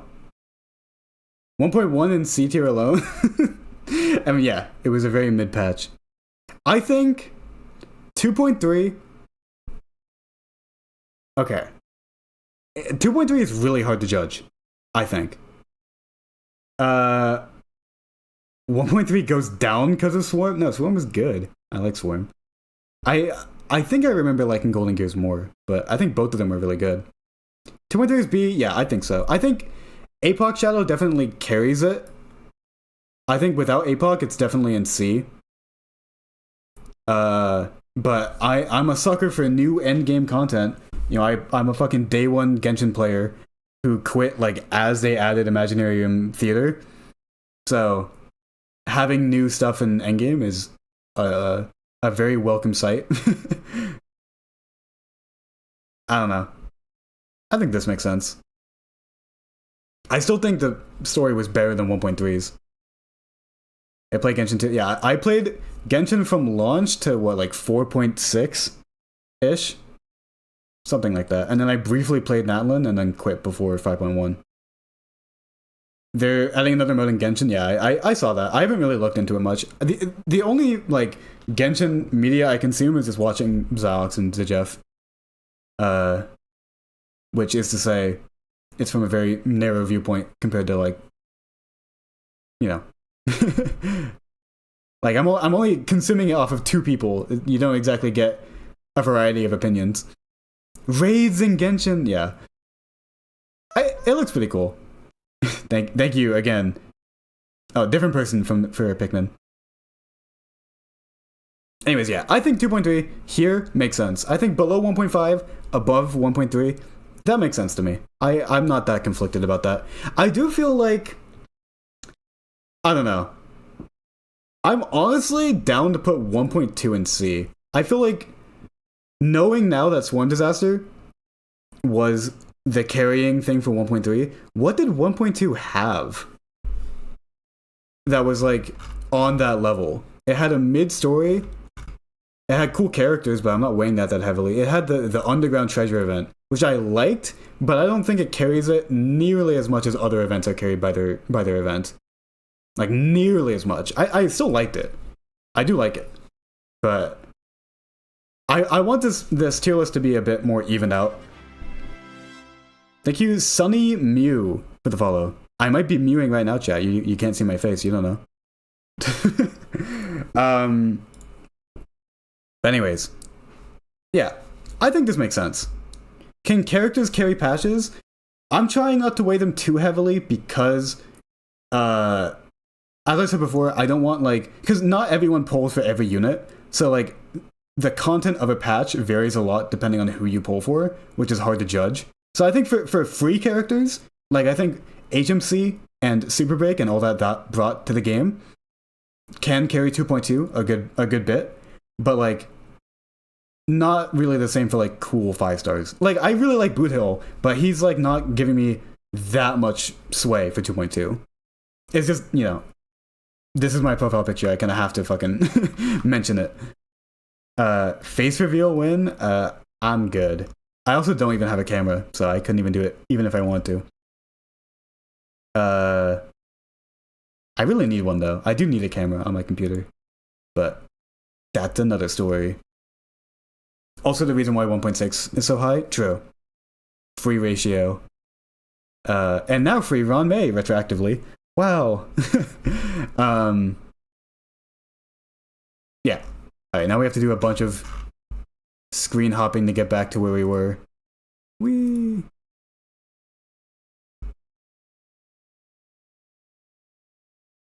Oh god, dude. By the time we do an account review, my throat's gonna be shot. Alright. 2.4. Okay, I was just talking about having the tier list be, like, more evenly spread out, but I think 2.4 was really good. 2.4 is boring. I thought 2.4 was really good. I think 2.5 was the peak of the second Lofu outing, but I still really like 2.4. Going off of what I was saying before about free units having more sway, I think Hunt March is a really cool unit. There's also a lot of bias for me for this patch, because this was the patch that I really started to make content on. Yunli, Joshua, and Hunt March were the first characters that I really covered during their betas. So they hold a special place in my heart. I think the Hunt March event was pretty good. I don't think it was the best. Well, is it this one? I think the multiple endings dragged down the pacing a shit ton, but I think the gameplay was fun enough. I think it was pretty fun. I think I just quit again after I finished the story. What, 2.3? Or 3.3? Or fuck, 3.2? Wait, what patch are we on? Yeah, 3.2. Dude, I'm so muddled because I do content for 3.3. I'm looking forward to 3.4, but we're in 3.2. Whatever. Multiple endings ruined it? Yeah, I agree. But I think it was still good in spite of it. I got so lost in that prison. No, the prison is 2.5. Oh wait, no, it's not. We get like in the prison in 2.4, and then the cliffhanger is that we get trapped in the prison for an entire patch. I think, right? Yeah.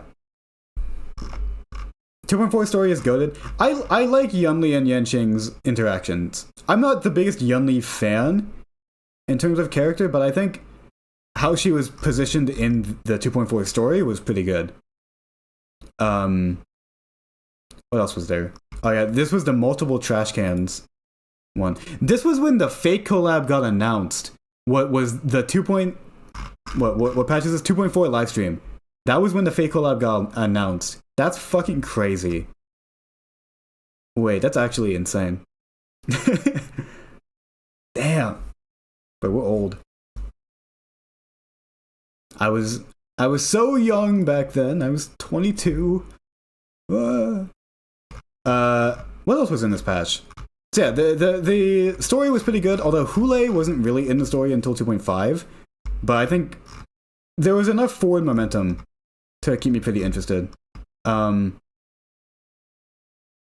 Yeah, I think this was a thoroughly good patch. I don't know if there was that much that was like that amazing about it. I just think Hunt March and the Hunt March event were both pretty fucking good. The story did what it had to. It was pretty good. I think a lot of us were really skeptical about coming back to the Lofu, but I think 2.4, I'm not sure if it justified it, but it definitely made it less painful, you know? Alright. 2.4 had 2 trash can events and they ran a joke into the ground.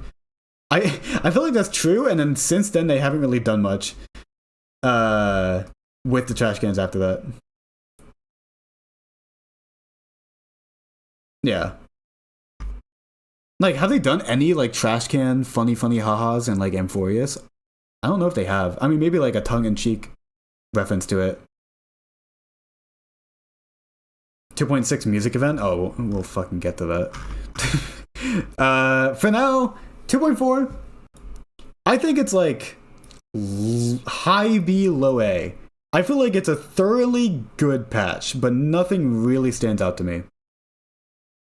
Like, I think it was good.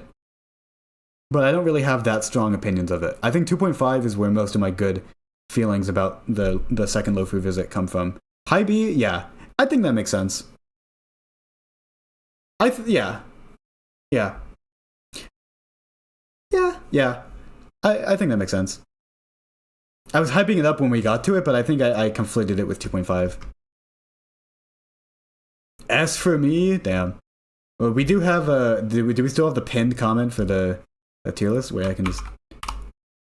There you go. Anyways, 2.5 was really fucking good. I think this was when the story really, picked up the pace. I think Hule has been the most effective villain or antagonistic force that Starro has had, period. Not to like overhype it, but I genuinely felt his like stage presence as an antagonist like way more than Sunday or Kikolia, even though I do like those characters too. I think Fei Xiao and Mose were really fun characters. Lingsha was there too. Lingsha was there. Let me drink some water.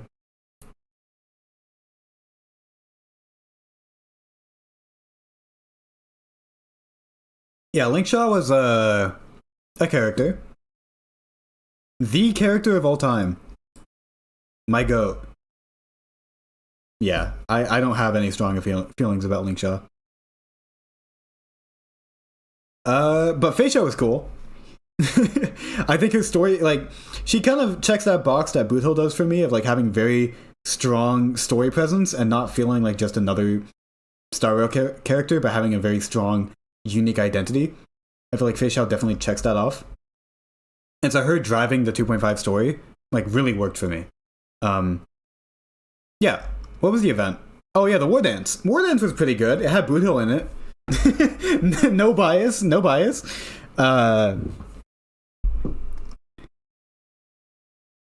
It was okay. I mean, okay. I'll say, I don't like, not to be mean. I don't mean to be mean. I don't care about Luca like at all. I think like, not to say I dislike him. I just don't care. Like he doesn't do anything for me. So having an entire thing centered around him was like, eh. Like I didn't really feel anything. But I think the actual event was pretty good. The combat was pretty good. Like, yeah. It was pretty good. I think Tusk Pier was a pretty underwhelming first pet. Sorry if this is anyone's goat, but definitely not mine. I think the concept of pets is really cool, but who the fuck cares about Tusk Pier? Bubbles outsold. Yeah, true. We'll get to that. Take it back. Okay, look. No, I'm not gonna take it back. You know what? I was gonna concede. No, I'm standing firm on my opinions. You almost got me to crack. I'm not fucking cracking. Stand your ground. Yeah. Fuck Tusk Fear. Nah.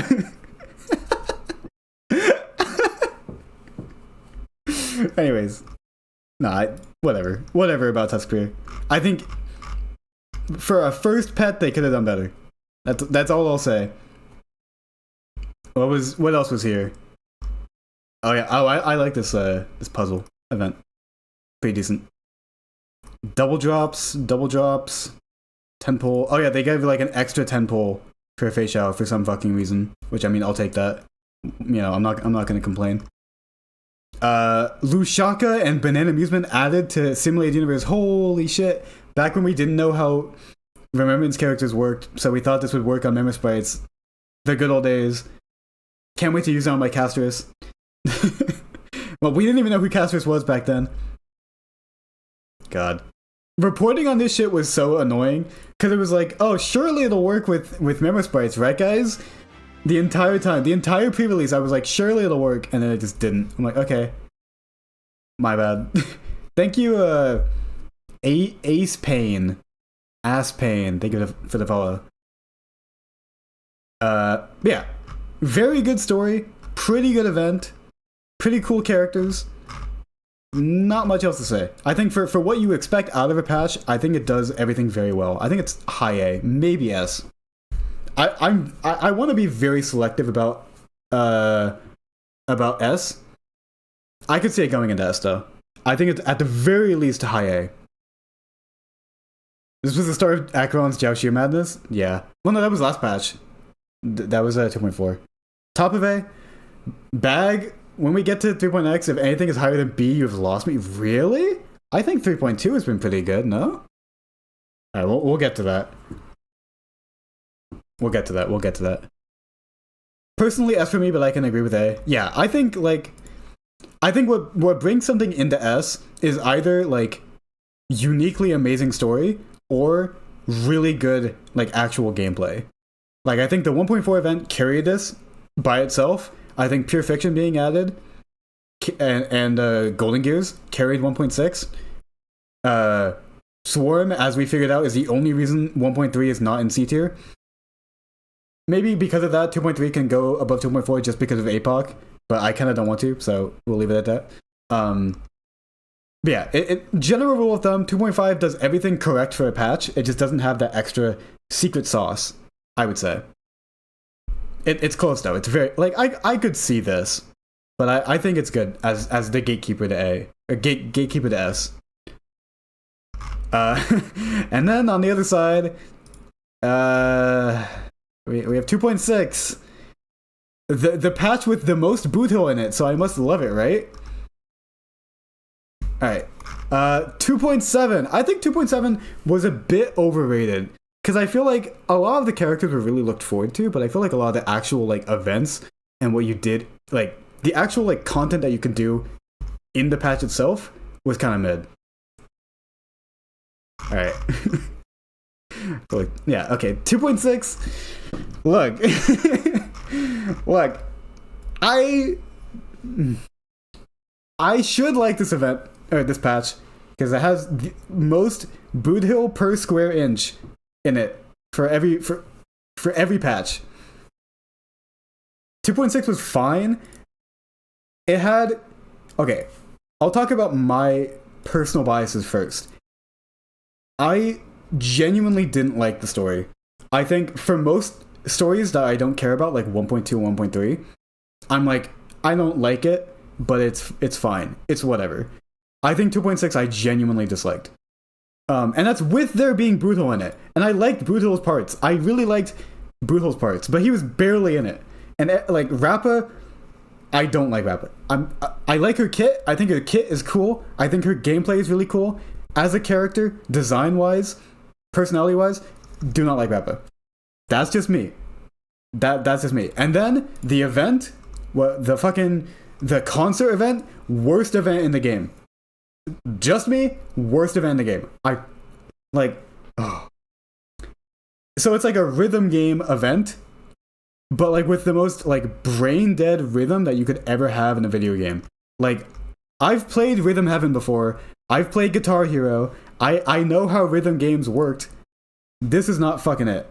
This was the most mind-numbing event to get through out of any event in Star Rail, in my opinion. I hated this event. And the story was also mid as hell. But like most event stories are kind of whatever, so I'm not going to hold that much against it, but like I genuinely dislike.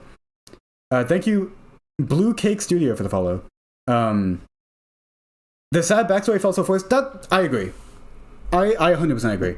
I think Rappa is supposed to be this character that has this very like extroverted outside and is very like, wow, wacky, zany, but like deep down they have this really tragic past that like justifies all of their personality quirks and puts it all into a whole different light. And it's like, I get that's what they're going for, and for me it just didn't work. It didn't affect me. Like it felt too forced for me. Like, purely objectively, for what is in Rappa's story, I think it works fine. But it felt pandering, I guess, is the way I would put it. Like, it felt like I was being told, like, you have to care about this character instead of actually putting something in the game that makes me care about them. I guess is the way to put it. I'm not exactly wording it 100% correctly, but that's how I feel overall. So, yeah. I didn't like the story. I didn't like the event. The patch had nothing else. It was the only patch in the game with only one new character, which I think is fine. Like, you know, like I'm not judging them off of new limited characters, but it also just made it not that fun to look forward to or speculate on. And yeah, it had the Buto event. Wow, which was, I mean, okay, this one had some fun dialogue in it, or fun text from the commissions that you were doing with him. I'll give them slack. But what else was here? Yeah, this was like the Sampo event, I think. Yeah. I dropped the game after 2.3 and only came back when 3.0 dropped. Yeah, I feel like post Penacony 2.x patches, well, I was gonna say besides War Dance, but that's half of what I just said. So I guess just 2.6 and 2.7 were both kind of empty. Yeah. I feel like I'm being too harsh on it, but I also want to justify why I'm placing it this low. Yeah. I would just say it didn't work for me. I know a lot of people really like Rappa, and a lot of people really liked the story, and I think that's cool. I'm not, like, we can all have different opinions. It's a fucking video game, who cares? But for me, it didn't work at all. The best part about 2.6 was the beta cycle for 2.7, because Sunday and Fugue were both very exciting to cover. That's what I'll say. Thank you, Hyper Ray, for the follow. I don't even mean that as a slight. I feel like that's a pretty common thing that happens. We're looking forward to the next patch is more exciting than this patch. I feel like that's going to happen in 3.3. That's not to say I think 3.3 is going to be bad, but 3.4 is just really fucking exciting. So it's like, I'm not even saying that as a you know, as a diss. I'm just saying that's the truth, you know? Anyways, 3.3 looks like a great patch, and yeah, I don't think it'll be bad, but from what I feel now, that's how I feel, you know? Anyways, 2.7, as I said before, I think this was a very hyped up patch. A lot of people really care about Sunday, and a lot of people really care about Fugue. I think both of their kits are pretty cool. I think the story quest was kind of eh. I think what was there was good, but it was really short, and it felt a bit rushed. Thank you, Tiki, for the follow. Deserved better? Yeah, I think that's a good way to put it. I think, especially Fugue. I felt like Fugue got like 3 scenes, and I felt like I didn't even really fully get to know what she was experiencing, where she was going from here, how she got here in the first place. It felt very like, oh, we're doing our own thing in 2.6, and now Fugue's here. Like, okay, like there's no build up to it. Like, I get there's lore stuff to explain why she's back and why she's Fugue now, but like for me, it just felt very out of nowhere. Like, oh, I guess we're supposed to care about Fugue now, and then she gets like 20 minutes of screen time, and then she's gone. It's like, okay, like I like her, but it's like for what's actually in 2.7, it didn't really do much for me. I think Sunday and Robin's talk during the story was pretty good. Although I do feel obligated to mention this is when the voice actors started getting muted, so Robin was muted when I did it, and that probably impacted my overall takeaway from this. I don't feel like that's fair to judge the patch on, but just to, account for my own biases. Yeah, I think C works for this. Well, okay, what were the events? This was this was a unknowable domain, right? Where is it? Am I blind? Maybe it's in here. Oh yeah, the room event. Wow, yeah. I think this was a very long-awaited event. I think it was fun. It was very short. It was like 2 hours.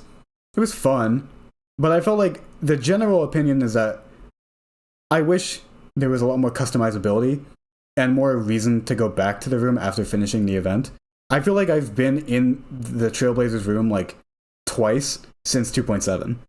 It's like there's no reason to really go back to it, because it doesn't really feel like your own, because there's very little customizability to what you can actually do with it, Compared to the teapot in Genshin, which is like, a lot of people don't care about the teapot, but at the very least you can call it your own, With this is like, the event was like drawing in the lines of a coloring book, and then you just have a finished coloring book, and then you just like, why the fuck would you open the coloring book after that when it's fully drawn in, It's like, who cares?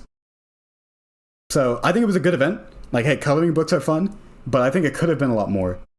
Where's the unknowable domain? That was this patch, right? Because it teased the Herda. Am I fucking blind? I don't know. Good poll spot? True. I think I'm just fucking blind, but this patch did have unknowable domain. Was that 2.6? Am I dumb? 2.6 was unknowable domain? No, wait, no! I have to put it out of D tier if that's the case. No! Fucking, okay, Control F. No. Oh wait. Let me just do domain. Fucking, oh shit. Oh, it was 2.6! Fuck! Okay. Oh, no! Okay. Okay. Unknowable domain, out of all of the Simulated Universe expansions, was the worst one. I think that's a pretty unanimous opinion, but I still think it was pretty good. Like, it's a 7 when the others are a 9, but a 7 is pretty good. Are you Irish? Why did I read that? I am 25% Irish, yes. 25%? Yes. My granddad was Irish. I don't know how you clocked that, but good job, Toby. So I guess, fine. But are we just gonna have... Okay, I feel like it stays in D just for being... Maybe this. I don't know, because now it has something of substance. Now it's like 1.3, where it's like a thoroughly mid-patch, except it has one thing that's really good about it. Except now it's a really bad patch, but with one thing that's really good about it. Yeah. You know what? C-. Sure. You know what? Fuck it. Why not? Still D. I've lost my conviction for it. I feel a lot worse about it now. Still terrible overall. I feel like it's moved from a 3 to like a 5. And I don't know if I'd put a 5 in D. I don't know. I'm much more open-minded to move it up now. It's like a 3.5. I think it was still fun. I think Unknowable Domain was still a good time. It just like it's weak compared to Golden Gears and Swarm Disaster, but I still had a good time with it. Yeah, C minus plus. You're on the roll with that today, Wolfie. Yeah, I don't know. Had great lore. That's true. That's not something I really care about, but I know a lot of other people do care about that. So if I'm trying to judge these objectively, I do have to also bring that up. Like, I'm struggling to say that 1.1 is better than 2.6. I'm struggling to say that. I'm really struggling to say that. I'll still keep it here. It seems to be the chat's opinion. But I'm much more conflicted about it. I'm much more conflicted about it. Alright, we'll move on for now. Oh yeah, let me read your message, Eric. I kind of wish you could, like, do your dailies and farm relics and mats in your room to make it feel more homey and like an actual hub area. Doing the endgame modes there and there too. Yeah, that was something we mentioned before. I think we talked about that before in another stream, where it's like, I wish the room event, like, you could put the MOC thing in there, or just fuck it, like, have every thing for the 3 game modes, like the bird cage for Pure Fiction and the crying tall lady for APOC. Just fucking put them in your room. 1.5 hours and still on tier list? I thought this was going to take longer, I'm going to be honest. This is the main content, Chris Carter. Alright. Okay, so what are we saying for 2.7 then? Are we saying C? I think top C is good. I think the story was better than 1.2, and there wasn't much else, but the event was pretty good, kind of. I don't think it's B. And I don't think it's D. And I think it's better than 1.2. So yeah, I think this makes sense. Yeah. And like 2.6, the best part about 2.7 was looking forward to 3.0, because we knew about Remembrance, and RMC looked really cool, and the Herda looked really cool. So, cinema. I prefer it over 1.3, but I get it. I could see that. Honestly, I do just have a really positive opinion of Swarm Disaster. That's the only reason 1.3 is this high. If there was no Swarm Disaster, it would be fucking here. But whatever. I would understand B because of Sunday. Yeah. I think a character in isolation matters less for me than how that character is treated in their own patch. I think Sunday's a really cool character, but I feel like he really didn't have that much of a time to shine in 2.7. I feel like the story in 2.7 was like good, but not up to the standard of what should have been there for 2 characters that a lot of people cared about, if that makes sense. 1.0 is way too high for me personally. We'll go through it. We only have like 3 more patches to go through. Alright, 3.0. This was kind of when people started being a bit more sour about Genshin, or not Genshin, Star Rail's content cycle. I think this patch has a lot of positives and negatives.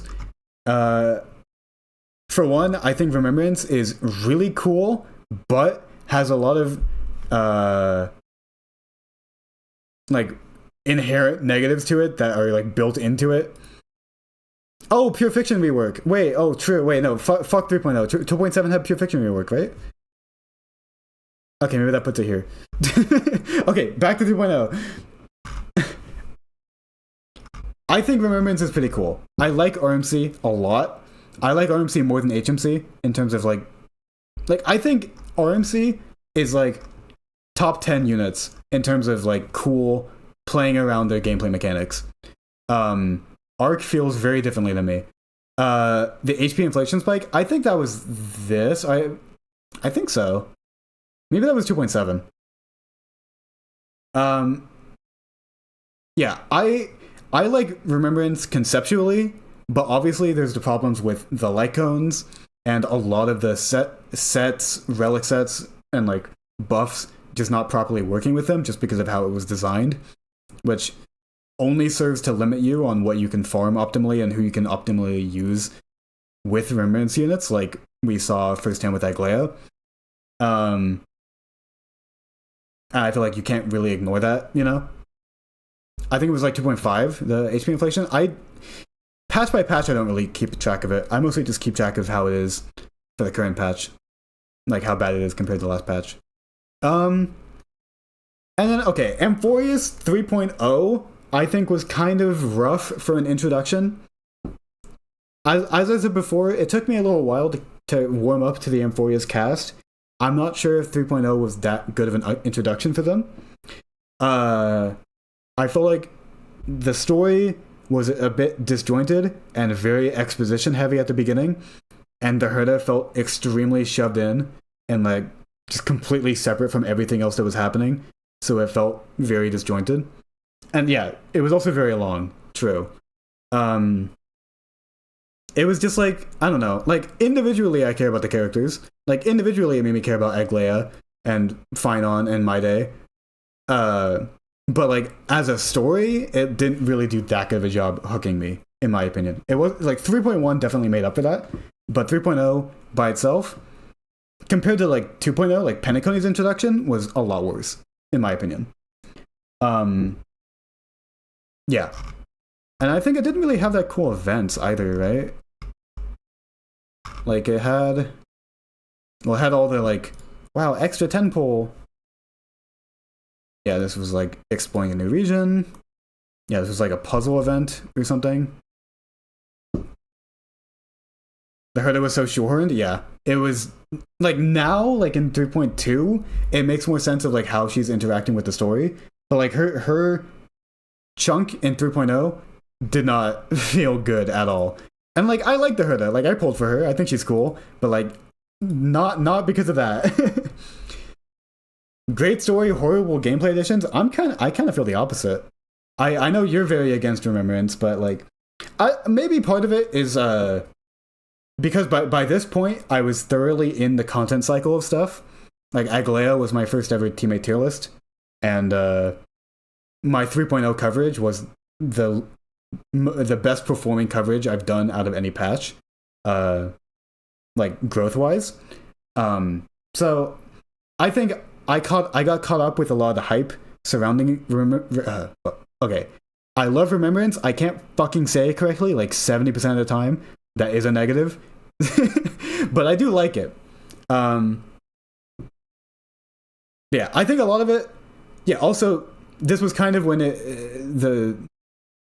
the prevailing kind of feeling about Star Rail was that there was just not a lot to do in it, you know? Thank you, Lucille, for the follow.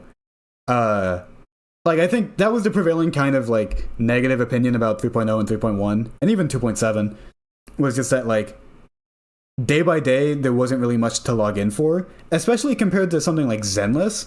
Zenless does a really fucking good job of having, like, something to do every day. Like, they have very well overlapping events. Not exactly this patch, because it's kind of a filler one for 2.0, but, like, during this time, Zenless was in, what, like, 1.3, 1.4? Like, I play both of them. Going from game to game, it was night and day. Of, like, there's nothing to do in Star Rail, but, like, there's something to do in Zenless. I think that really, like, for me, that really, like, drove it home. I think they've partially made up for that since then, but I think 3.0, for being, like, the big patch of, like, this is a new version, a new world, a new... Like, it's supposed to have this, like, good vibe that Pentacony did of, like, having this forward momentum of, like, having a whole new area to explore and all of this, like it should feel so good to play this game, and I don't think 3.0 really delivered on that in the same way that 2.0 and 1.0 did. So it makes it hard to judge. I think objectively the story was a lot better than a lot of what we got with, like, the Lofu, for example, or, like, I think 3.0 is better than 2.3 story wise, but 2.3 added APOC. and 3.0 added fuck, see, I can't fucking say it. Remembrance. I have to write all of my scripts to like purposefully not say remembrance as much as I can because it takes me so fucking long to say it correctly. I hate it. I fucking hate it, dude.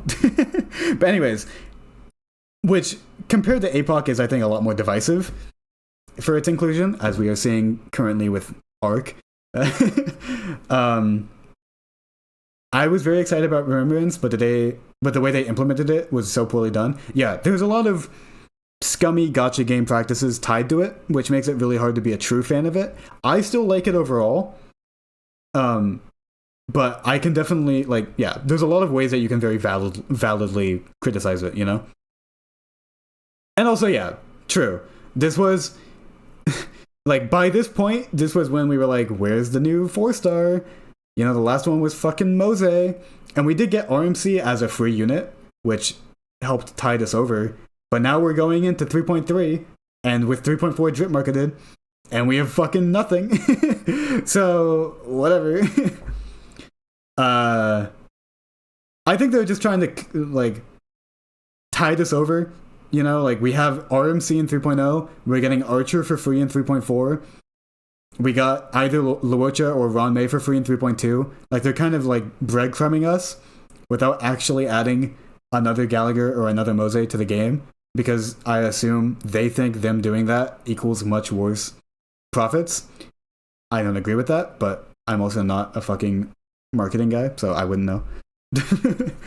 But yeah, I don't know. 3.0 was kind of when people started to ask questions about that, and now it's been 4 patches later and we're still asking the same questions. As for where it goes, I think definitely above 2.7. 100% above 2.7. I think above 2.3 makes sense. I feel pretty similarly about the two of them. But I feel like it had worse gameplay additions, but a better story, comparatively. I think that makes sense. Worse than 2.4 definitely feels right. That's the thing. 2.4 had less content compared to an entire new version releasing, but I still feel like as a fan of the game, as someone who logs in every day, it felt much better as a player back then compared to when 3.0 came out. 3.0 was also when I started live streaming. My first ever live stream was during 3.0's release. So it kind of like drove home to me like how little there is to do in the game, because I didn't, like, even now, like, I'm not live streaming that often. And I think part of that is just because there's just so little to actually do in the game. So like that like I got done with Divergent Universe like 2 streams ago, and now we're doing this shit. Now we're tier list maker instead of actually launching the game, you know? Which I'm fine with as a content creator. It's like, you know, I'm not relying on streaming to be like the thing that I do, because I'm going to be really busy with videos pretty soon. But I still like streaming. You know, I still want to have a reason to do it. So for me, as a content creator, I have a different lens that I look through the game compared to everyone else, because it's based on content, you know? It's based on what videos can I make out of it, how exciting is stuff for me to cover, you know? And I think that sways my opinion a lot. I think, as I've said for the last couple patches, I think the best thing about 3.0 was how exciting it was for all the new additions and how cool the new characters were, rather than the repercussions of those new characters and what was missing. Because I'm not like a drama YouTuber where it's like I, you know, spend a lot of time talking about what the game lacks. My content is more focused on what there is to be excited about. Not that I'm some fucking hoyo shill, but I think it does kind of gear me a little bit more towards being optimistic about these content droughts, which I don't want to be super fair towards it, you know? I don't want to be super like, it doesn't affect me, so why should I care? You know, I don't want to be like that. But it is where my mindset is. Like, I have good memories of 3.0, but objectively, I don't think it was that good of a patch, you know? So it's hard for me to judge. That's just gachas in general. You can't play it for too much.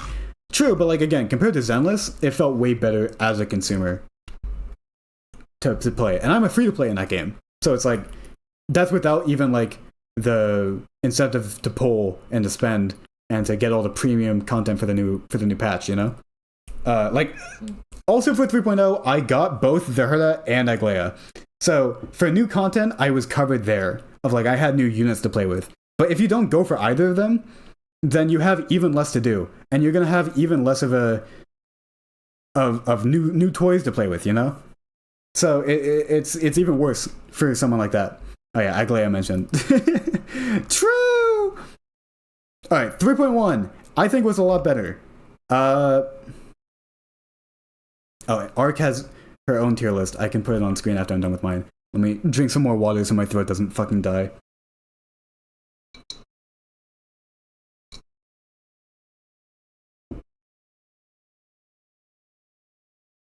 I don't know what's going on with my fucking voice today. Counterpoint, RMC is a new toy, and it's a great addition for free. No, I 100% agree. I'm just saying, overall, if you don't pull for the new units, it's less, even if there still is something to play with. But I see what you mean. 100%. 3.1 was good. I like 3.1. I think the story was a lot better. I don't like child characters in my games. It takes a lot for me to care about something like Tribi. And at the end of the day, I still don't really like Tribi that much. But 3.1 definitely helped me not dislike them as much. I think the story was very effective for Tribi's portion. You know, I pulled for Tribi. I still use Tribi a lot, and I feel less like bad about it, you know? Yeah. Would I prefer if Tribi was like the adult version that they showed in the story instead? 1,000%. I would have E1 S1 Tribi if that was the case. But you know, whatever. I'm not the fucking director at Hoyoverse. So I don't call those shots. Wish I did, but I don't. And then My Day was really good. My Day currently the only character in 3.x that I have skipped, but that's more so just because his gameplay is boring as hell. I really like the character. I think he's top 3 characters for me in Amphoreus. Yeah, it's like him. It's him, Anoxa, and like Castris. I would say those are my top 3. Maybe Aglaya is there too. And maybe Finon. Finon probably will be in the next couple patches. Yeah, I think My Day was like a good example of what I was talking about before, where it's like he wasn't really fun to talk about because of how like autoplay he is. Like for my guide, his like how to play section was like 2 minutes long, and like every guide past that, it's been like 7 minutes. It's just like there's not much to really say, you know. It's boring. But for his character, for the 3.1 story, it was good. I liked it. Definitely warmed me up more to the cast compared to 3.0.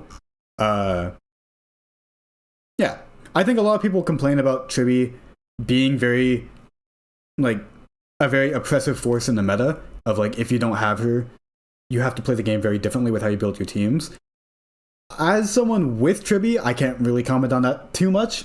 I did get Tribi late into her banner, so you know, I did play a little bit of 3.1's content without her.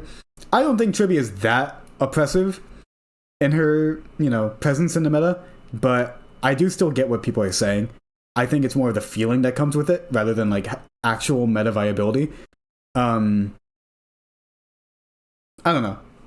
That's just kind of something that happens in Hoyoverse games with new supports. And I think Tribi is just a really strong example of that.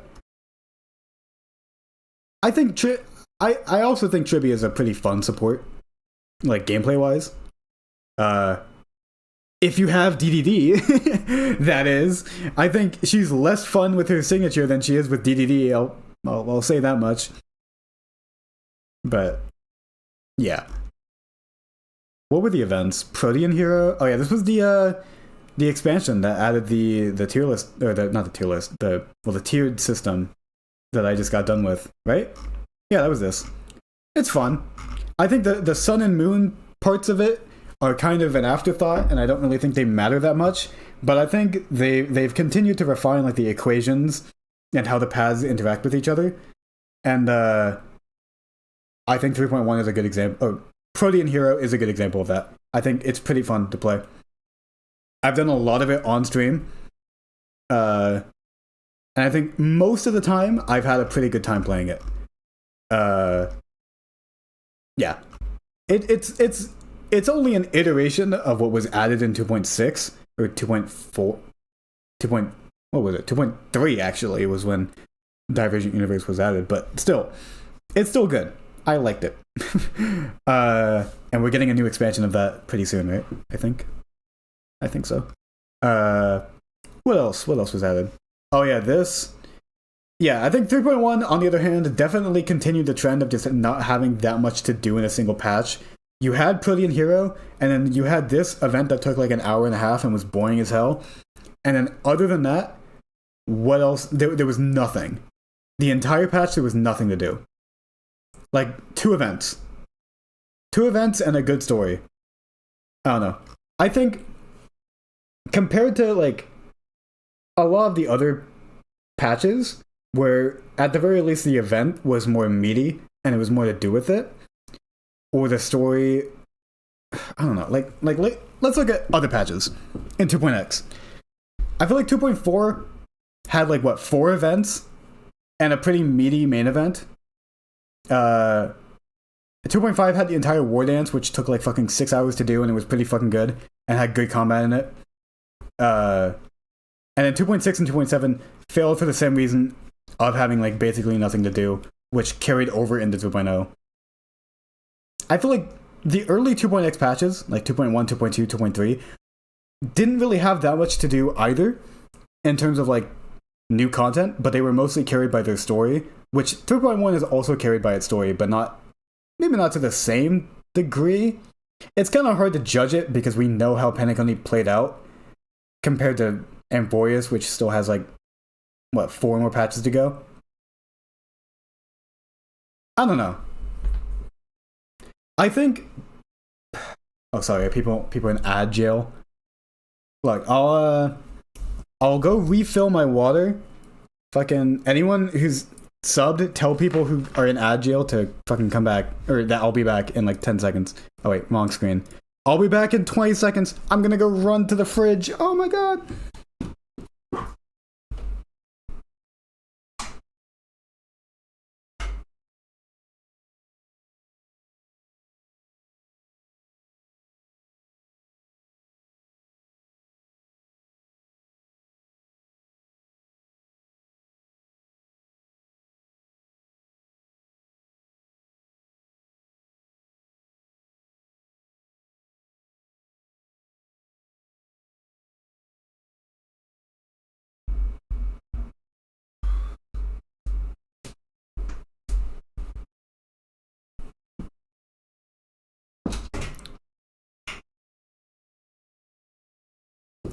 Alright, I'm back. What was I saying? Oh yeah, I was saying, or I was gonna say, I feel like a lot of the problems with the early 3.x patches have kind of been a problem with a lot of HSR patches. And I feel like the only difference that I can really cling on to is that they've been a problem for so long that people are starting to really notice it and be tired of it. Like it feels like it's something that they should have evolved by now with how they make their patches, and they just kind of haven't. So like we're in 3.x, it's supposed to be this new like era of the game, like how Penacony felt in 2.0, but a lot of the problems are still kind of here, which I think is why people are kind of annoyed by it. But I don't know how much I should weigh that for how much for how I'm rating these patches, which is to say, I don't fucking know how to rate 3.1. Definitely better than 3.0. Maybe like here. I don't know. If we're judging it in the same story context as 2.1, then it should probably be higher. Like I don't like in terms of criteria, I don't really see much more that 2.1 is doing that much better than 3.1. Besides just having a better feeling story. But with that being said, I still think 3.1 story is really good. Um, I don't know. Maybe like if we're just saying vibes, I don't think any 3.x patch has really beaten the vibes that 1.0 and 2.0 had. Even if like pure content wise, I can maybe see 3.1 being better than 2.2. Mid to high A, yeah. I feel that. I'll put it here for now. I'm trying to judge it as fairly as possible. I think it's maybe here. We'll have some time to go through everything. Okay, 3.2, last patch, because we're not judging 3.3. So this one, probably the most controversial patch because of everything that happened with Castris and the anniversary and how Anoxa was treated and the global passive and everything that and like fucking countless things. But besides that, it was pretty good. I think 3.2 story was slightly worse than 3.1. I think it was pretty bloated, but I still think it was way better than 3.0. I still think it was a pretty good story patch overall. That might just be because I really like Anoxa. But I don't know. I liked it. I don't really like story-wise. I don't really care about Castris, but I think they did a decent enough job making me care about her. I don't know. I think this anniversary event was way better than 2.1's. It was a lot shorter and a lot more addicting. I had a good time with it. I liked it. And then it had all of the I think if we're going off vibes, all of these like 500% off if you spend $1 fucking events were terrible. Like all of this shit. Don't want this in my game, but it is a gacha game, so it's kind of just there. Like you kind of have to know what you're dealing with in a gacha game at some point as a consumer. It's scummy, but like so are gacha games, you know? Like if we're being fair, what do you really expect, you know? But not to give it any leeway. It shouldn't be in the fucking game. Yeah. This was fun. This was also in the last event, the annual Trailblaze report. This was fun. Yeah, it's scummy. And it definitely brings the vibes down. Seal Slammers, though, this was a good event. I did this one on stream, too. This was a good event. I would say I like this one more than the Origami Bird one. I feel like the meta for Origami Birds in multiplayer was like really fucking annoying. And like you kind of had to metagame it to like beat good players in that game for the multiplayer. I feel like Seal Slammers is more honest and like it has better outplay potential. Also, Bubbles is goated. Yeah, true. Better pet. Tusk Peer. Who? Bubbles my goat. I like Bubbles. My Gale Forcing, Kill Reset, Sealay, Resurgence God. Yeah, Seal Slammers, one of the better events. I'd say, I don't know, when was the last time there was an event this good in a patch? Like, 2.1s? What even was 3.1s? I already forget, and we just talked about it. What even was 3.1s? Was it just the Protean Hero shit? Oh, it was the fucking Awu firm. Yeah. Yeah, wow. I wonder which one is better. My bad. Yeah. Why are you rioting Gale Force? Is that a thing in League? I meant Fire Emblem. Full transparency. Yeah, Awu firm was mid as hell. I liked the Wooform more than the Seal event. Alright.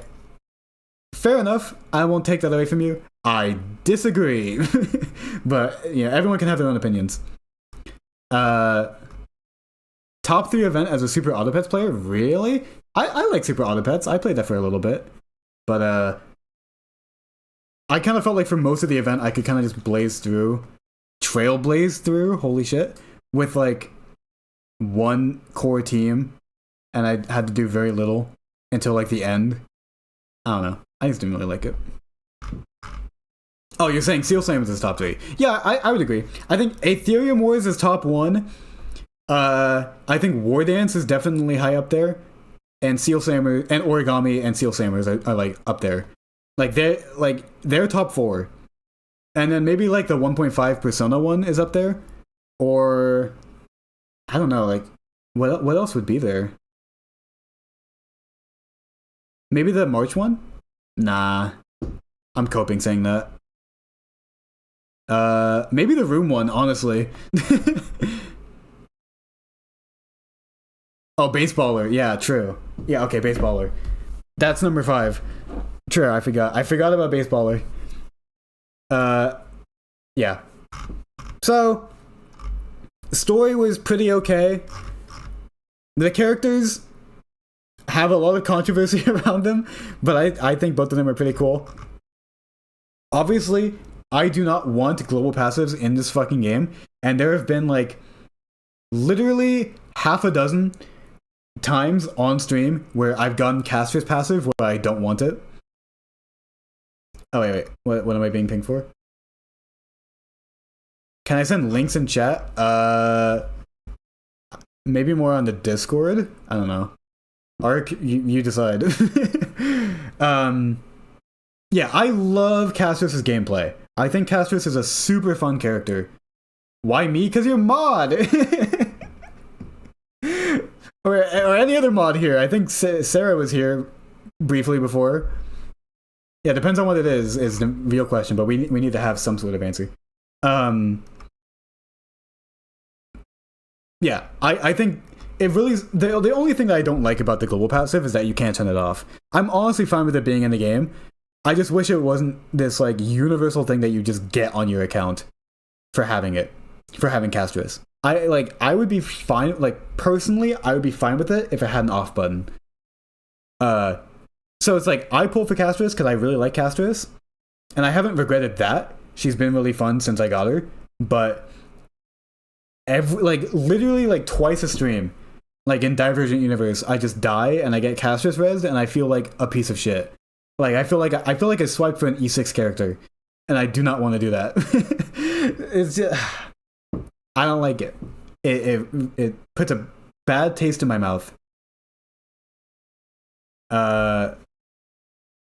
They haven't gotten Eidolon toggle. We were never getting a global passive toggle.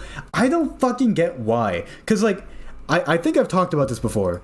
I feel like if there was a toggle for global passives, Castrus would have sold better. Am I wrong? Like, I would have felt better going for Castrus if there was a toggle. Like, I feel like there are a lot of people like me who like Castrus and don't like the global passive.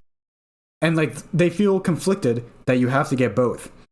I feel like putting some amount of separation in them, where, like, you still have to get Castrus to get the global passive, but you don't have to use the global passive, would have been better, right? Like, am I stupid? I think I have yet to hear a counter argument to this that makes sense. Like, I don't know.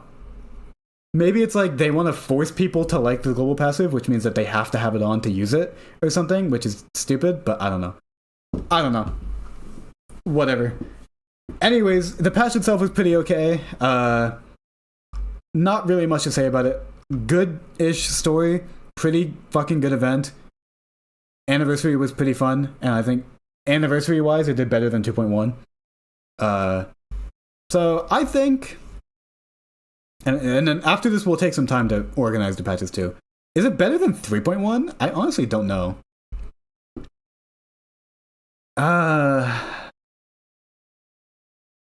Honestly, I have no idea. This is a hard one. We're ending it off with a hard one. I have no clue. No? You're saying it's not better than 3.1? Yeah. It's like 3.1 had a much better story, but the events were so fucking mid. But it did have Protean Hero, I guess. This is hard. They're pretty tied? I think so. Yeah. This is hard. This is the first one I'm genuinely like, oh. A for Anoxa? True. C for Castorus. Yeah, okay. Alright. So this is the list. What do we think, chat? What do we think? What are the immediate ones that are standing out that need changing? I think the top and the bottom of the list have to change. I'm not sure about 2.6 being the worst anymore, just because of Unknowable Domain. I think other than that, it's by far the worst patch. But Unknowable Domain was at least pretty fun. So that might be above, it might be above 1.1, I don't know. And I'm also not sure if 1.4 is the best patch. I think 1.4 definitely had the best event of the entire game, but that's not the only thing in the patch, you know? 1.1 has a friend now? Yeah, just fucking, yeah, how about that? Can we just do that? And then, can we do that? Sure. Was 1.4 Pokemon? Yeah. Okay. Deal. We don't like Unknowable Domain. I liked it. I agree that it's the worst one. I still liked it though. Alright. Am I okay? First Twitch poll. Everyone on YouTube, come to Twitch if you want to participate in the poll. Am I overrating 1.4? Yes. No. Duration a minute. Okay, here we go. Because I honestly don't know. I think 1.6 might top it. Twitch vote no. Yeah, I don't know. I'm not gonna give my input because the entire point of the poll is to have my input be judged. 2.1 is better? Really? Dude, I was gonna put 2.1 in A tier. It's you guys who put it to S. I love democracy. True. Wait, I forgot about that running joke. I mean, it's not a joke. I love democracy. True. Thank you, Scopes720 for the follow. In my opinion, 1.6 is overrated. I'm mostly just looking at 1.6 for what it added to the game long term, which is Golden Gears, Pure Fiction, and a free ratio. Alright, what was the poll? Let me look at it. View results. Oh, it took me to a separate tab. 73% of people are saying I overrated 1.4. Okay, that's good feedback. Good feedback, chat. So what are we saying then? Okay, how about this? How about this, chat? I will put the top 5 in a poll and we just vote for the best one. I will put, okay, best patch. We'll have 1.4, 1.6, 2.1, 2.5, and 3.1. The top 5. We'll do a 2-minute poll. Everyone can vote. Boom. I am not saying I'm gonna adhere to this. I'm just saying I want to hear what you guys have to say. I'm just... Yes, you are. Hey, you have no control of this. I love democracy. It's like you guys are the people voting, and then I'm like the state senator that like gives my state's 2 votes to the whole like... I don't know how the fucking electoral college works. Whatever. You know what I'm referring to. Let's watch that video again. It's just been on my tab this entire time. This is me right now. This is how I feel. I love how low quality it is. Is there a higher quality of this? No. Great. Poor Argenti, yeah. Alright, anyways.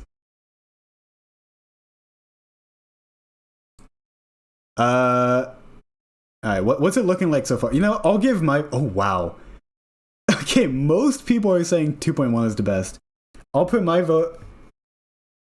I'll be the only one voting for 1.6. Fuck. I'm really surprised. I think 1.6, from what I remember, was like the peak of like how it felt to be a Starbound player. With new content and the overall atmosphere, 1.6 was the peak in my memory. I don't look back on it as like the best, but I think when I think of how I felt, it was 1.6. I'm literally the only vote for it. Okay, my bad, guys. My bad. now I understand why you guys fucking blew up when I put 2.1 in A tier. Holy shit. Alright. Well, 68% of the vote went to 2.1 being the best patch. I do agree that I may be overrating 1.4. I don't think it deserves to be the best patch. Are we doing this? And maybe this? It's your tier list? True, but like, I'm trying to be like somewhat objective with it. 2.1 was the first time since 1.0 Cocolia that I audibly gasped at the story. For me, that was 2.5 with Hule. Like I did the thing in the Hule story where I got someone killed when I played as Jiaoshu. Like I tried to ask for help and I got someone killed. Like that was like the most effective storytelling that Star Wars has ever done. Was that little gameplay section.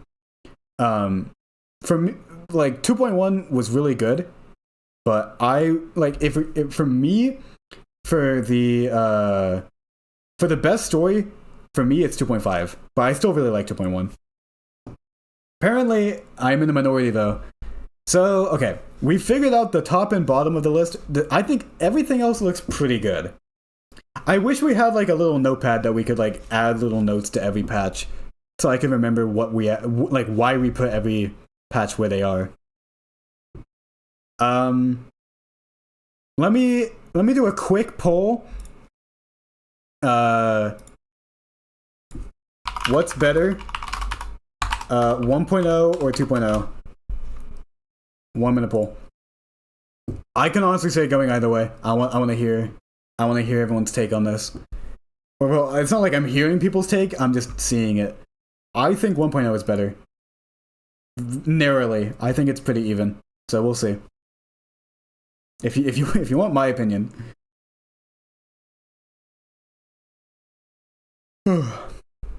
By the way, yeah, next stream should not be for a while. I mean, okay. I'll obviously stream next Monday for next endgame reset, but I am gonna be MIA for a little bit because I'm gonna be grinding on videos hard. I'm like this month of June and second half of May is going to be the most busy I've been, or I will be, as a content creator since I started doing content. So I'll try and fit in streams when I can, but I'm not really sure how feasible it is, you know? Okay, most people are saying 2.0. Good thing I pulled it. You're really insistent on 1.0 being B. I disagree.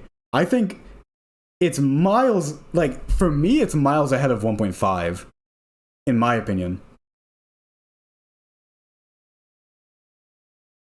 I don't know. 2.5 story was awesome for sure, but 2.1 was the absolute peak for me. But yeah, big agree that Hule was an incredibly effective antagonist. Yeah, I feel like the thing that brings 2.1 down for me was what I mentioned earlier, which was the translation errors, at least for English. Which was, there were like, I think 3 different things in 2.1 that like made the story a lot more complicated and like just flat out nonsensical compared to what it was in Chinese or Japanese. Cause like I came out of 2.1, I was like, that was really good, but there's a couple of things that I don't really like, I can't really wrap my head around. And I went to Reddit and I'm just like, oh, these were just like flat out, they just were talking about the wrong character in English. I'm like, okay. My bad. I thought it was just like I'm not lore-headed enough to really understand this, but okay. Also, yeah, let's look at Ark's tier list if I can get it on screen. Where did you put it? In general?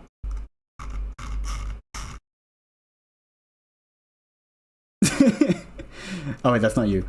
Wait, where's yours? Sorry, I'm not actually looking at chat. HSR. Oh, HSR chat. All right. A lot of people put their tier lists. How do I show this? How do I show this? Bleh, bleh. All right. Boom. Oh no. Boom. Boom. Yeah. Okay. This is Ark's tier list. My mod Ark. I think pretty similar overall. Just 1.0 is a lot lower. 2.3 is a lot higher. Yeah, I can agree with this. 3.1 is a bit lower too. Next to 2.7. Yeah, I can agree with this. Alright. Check the Discord for, I think like 5 different people put their tier lists on it, which is cool to see. I'm glad I put the link in the chat. I'll link it again. For if you want to make your own tier list with my own format, by the way. Holy shit. Made by I Was Bag himself. The GOAT. Alright, I think that's the end of this part of the content. So I'm gonna need either Ark or someone else in chat to remind me who is next on the account review. Because I don't fucking remember. Is it you, Designer Adrian? Is it you? Okay. I figured with how you were. Oh, Monday with the account review submission, someone has been added to the queue. Very convenient timing. Holy shit! 25,000 point redeem. All right, we definitely need to write this down. So I think here's where my memory is. Designer Adrian is next. Can I just call you Adrian? Sure. And then Derfimi and Colon3 Enjoyer both redeemed account reviews, but said like wait a couple patches or something. So they're like in line, but not really. And yeah, Monday is now in line. So basically, until Derfimi and Colon3 Enjoyer say they want their account reviews, it's just going to be Adrian and then Monday, and then we're free. Yeah, because I don't really want it to be that much of a queue because I feel bad having people wait. But oh shit! Thank you, Uneku, for the 5 gifted subs. My goat. Holy shit, thank you so much, dude. Oh my god, thank you. Did not expect that at all. Thank you so much. It's to celebrate my twin review. Oh yeah, true. You've definitely hyped up your Aglaya enough, Adrian. So I'm very much so looking forward to having my hands on your account. All right, thank you so much, Uneku. I really appreciate that. 3 different builds. Okay, if you can DM me your account information, we can move on to the next part of stream. Hooray! Hooray! I'll keep the tier list up here while you do that. And you also said I gave you the slideshow that you wanted to work on. I don't think did you send it to me? Oh, I think you did actually. But Adrian has changed my account review thing, and I have not looked at it. So there has been new stuff to show on stream, and I will be blind reacting to it alongside you. Alright. So prepared? Yeah. He asked me to like send my slideshow like a week ago. Oh wait, sorry. I don't have to show it yet. He asked like a week ago and I just forgot. My bad. Oh wow, wait, okay, wait. Let me show this. Oh wait, okay. I have to undo my cropping that I did. Let me do that. I have to undo the cropping. Boom. Because I cropped the tier list maker thing. If I do this, oh, I have to like, there we go, and then, yeah. All right. let me get logged in, and then we can start up. Holy shit! It's already 5:30. Jesus Christ. I am happy because this might be the last stream for a little while, that it's going to be a good length stream. Because last stream was only like 2 hours. Oh wait, my Twitch chat is fucked. I cannot see Twitch chat right now. No! Twitch chat! Also, thank you to all the new followers today. I think we've had a pretty good amount. No, the follower goal is gone. It will definitely be back, by next stream, whenever that is. But we are close to 400, I think. I can't see it myself, so I actually don't know where we're at, but we're doing pretty well.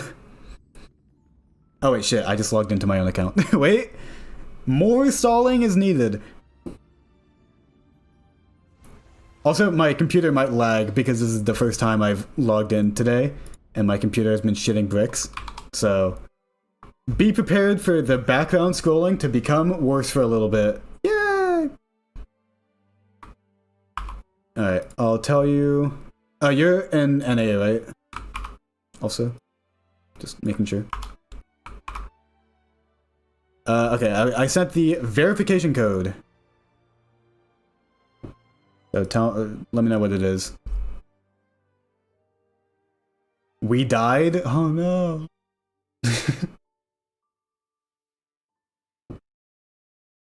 Alright. So yeah, if you're new here, we do probably like 1 account review per stream on average, although I didn't do it last stream. But we have this little tiering system that we do. I give some constructive feedback on different parts of people's accounts. Try to, give them some direction if they need it, although a lot of the account reviews that I do, they don't need any direction or any advice from me, so it ends up just being more of a flex showcase, which is understandable. Did you say your region? Or you're in NA? I think so, right? Also, this music is fucking loud. Yes? Okay, cool. Let me turn down this music. I can barely hear myself. It's good music, but holy shit. Alright. Let's get in game. Oh. Oh wait, you like the song? My bad. It's still playing, it's just slightly quieter. Alright, so this is longtime chatter designer Adrian, the Aglaya mentioned chatter. I will be disappointed if we don't log into Aglaya here. Let's see. Oh, okay, no. You caught me on that one. Wow. With the bubbles. Holy shit. Aglaya mentioned. Alright. Let's see what this Buy the fashion store, yeah. Let's see what this slideshow, this new and improved slideshow has in store. So, okay. Everything is red. I don't know why, but I mean, I do like it. So, the first step is just to check the ability to clear endgame game modes. So we just see how they're doing with these given endgame mutations. And I think, yeah, now they have these little grades that we can do, instead of me having to write it out. Goated. Goated. And no S tier. I appreciate the lack of S tier, because that is consistent with what I've said. Alright. Boot Hill colors? Oh, I guess that makes sense. Alright, shit. I have to change OBS. Alright, let's see how you clear endgame. Boom! Alright, not really much of a surprise. I would be surprised if this wasn't how it was. Wait, I can't see OBS. I can't see Twitch chat. Let's check the specifics. Have you 80k pure fiction? 80k pure fiction? Very nice. And then we have let's see your APOC shadow scores. S is only for the end overall, yeah. It's kind of arbitrary, but yeah. How can I... Oh wait, sorry. I can't read YouTube chat. How can I request an account review? So, it's a channel point reward on my Twitch to be added to the queue. But if we don't have anyone on the queue, then it's just random. But I've only ever chosen 2 people randomly, because there's usually someone in the queue. So if you do want a chance to get an account review, save up your channel points. True.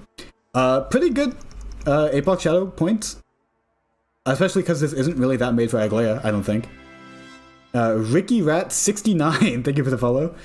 Great names today. Great names. I am glad nobody. I don't think anyone clipped me saying that one name, which I won't repeat. But anyways, oh, Bag VC. Oh, I'm down. Let me change my OBS so that chat can hear you. Boom. Nothing is made for Aglaia? That's true. It doesn't say you're online for Discord. Can I just call you? I'll just call you. It doesn't say I'm online either, I guess. Oh, what the fuck is happening? Hello? It's giving me a bunch of like nitro stuff on Discord. Thank you, Rankdol Live, for the follow. Hello? Hi. Hello. Oh wait, can you say something? Hello. There you go. Okay, I just need to make sure that Twitch can hear you. Hello, Adrian. How are you doing today? I am doing so fire. Alright. Well, Okay. I'm already part ways into the review, like 10% into it, but yeah, very nice. This is a good score considering he's like not lightning res. Was that just wait? So how did you clear with this? Brania did it. Wait, that's crazy. Oh wait, shit! I just went into it. So it was just wait, Branya toughness damage? What do you mean? Brania toughness damage cleared this. It's not even funny. Wait, what? Is it E4 Branya? Yes. No. That's E3.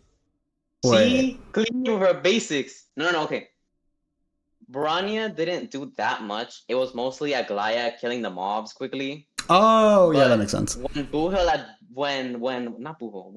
Hule advanced, I chose Brania to do weakness.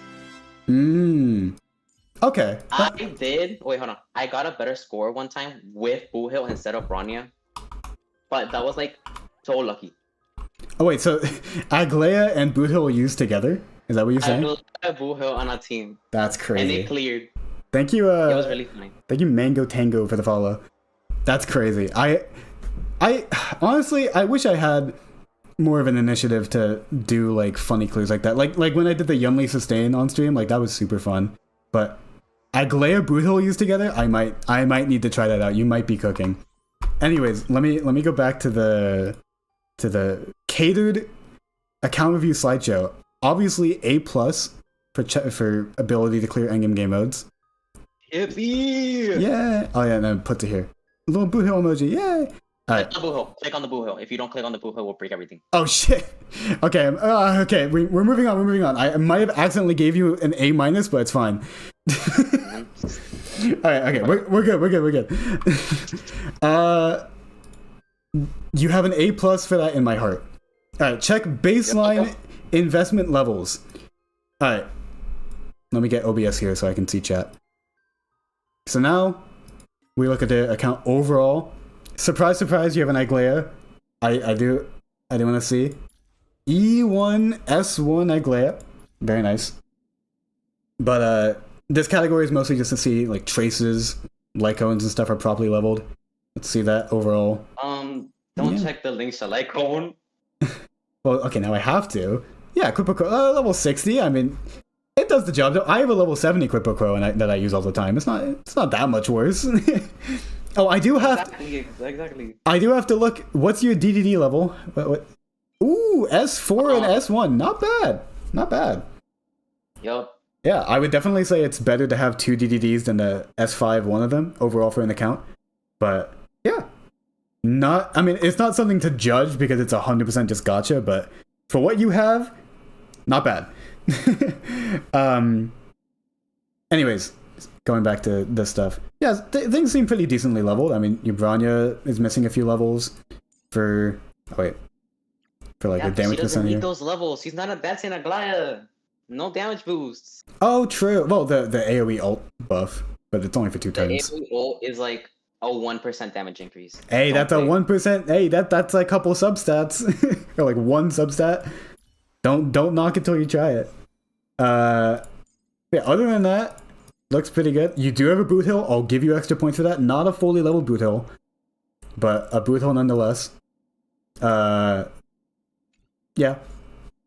He has been clearing. Him and Acheron cleared all through 2.0. It's not even funny. Yeah, that was for me that was Acheron and Dill until I got Boot Hill. And then it was Boot Hill, yeah. You got Jiaoxu, yeah, you got a good amount of variety on your account.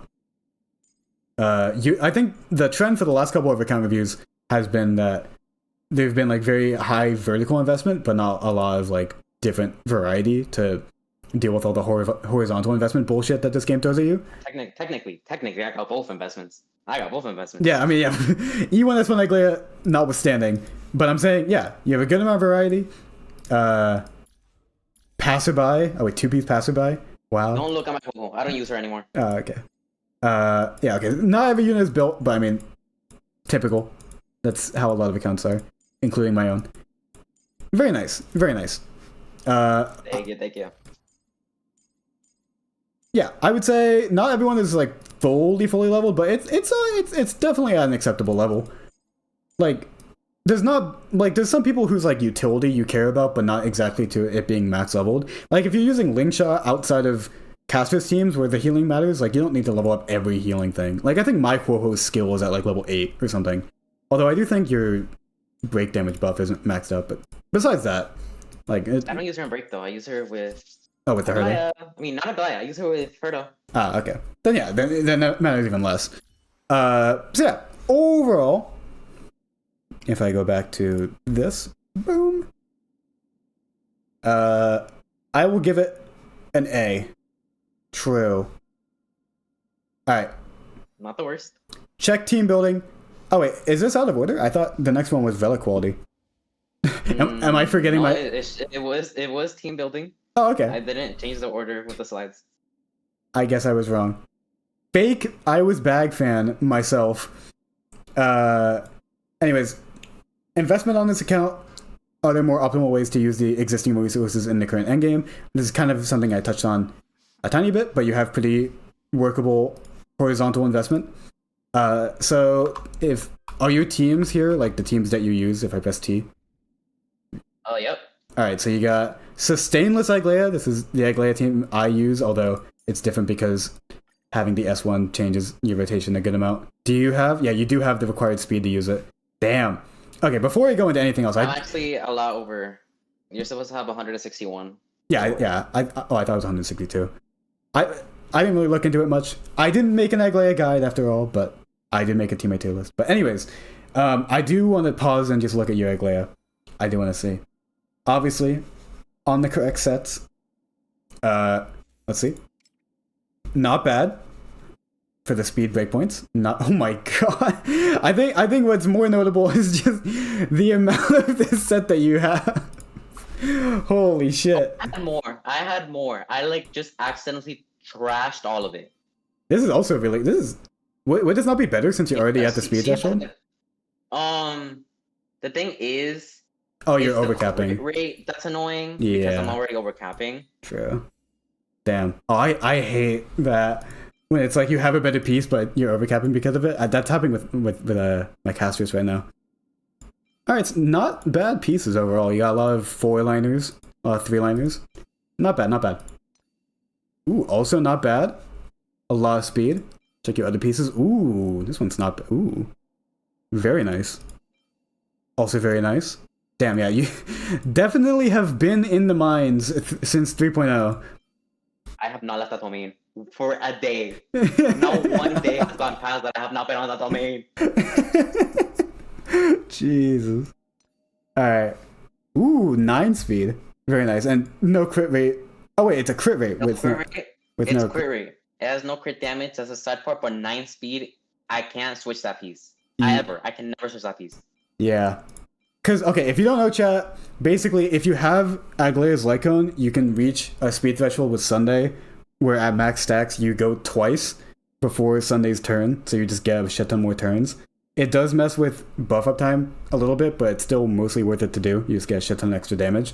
So, sacrificing substats for these, for reaching that threshold is overall worth it. Although, yeah, a lot of missed rolls, but it's like, if you're reaching the threshold, that's the main thing that matters.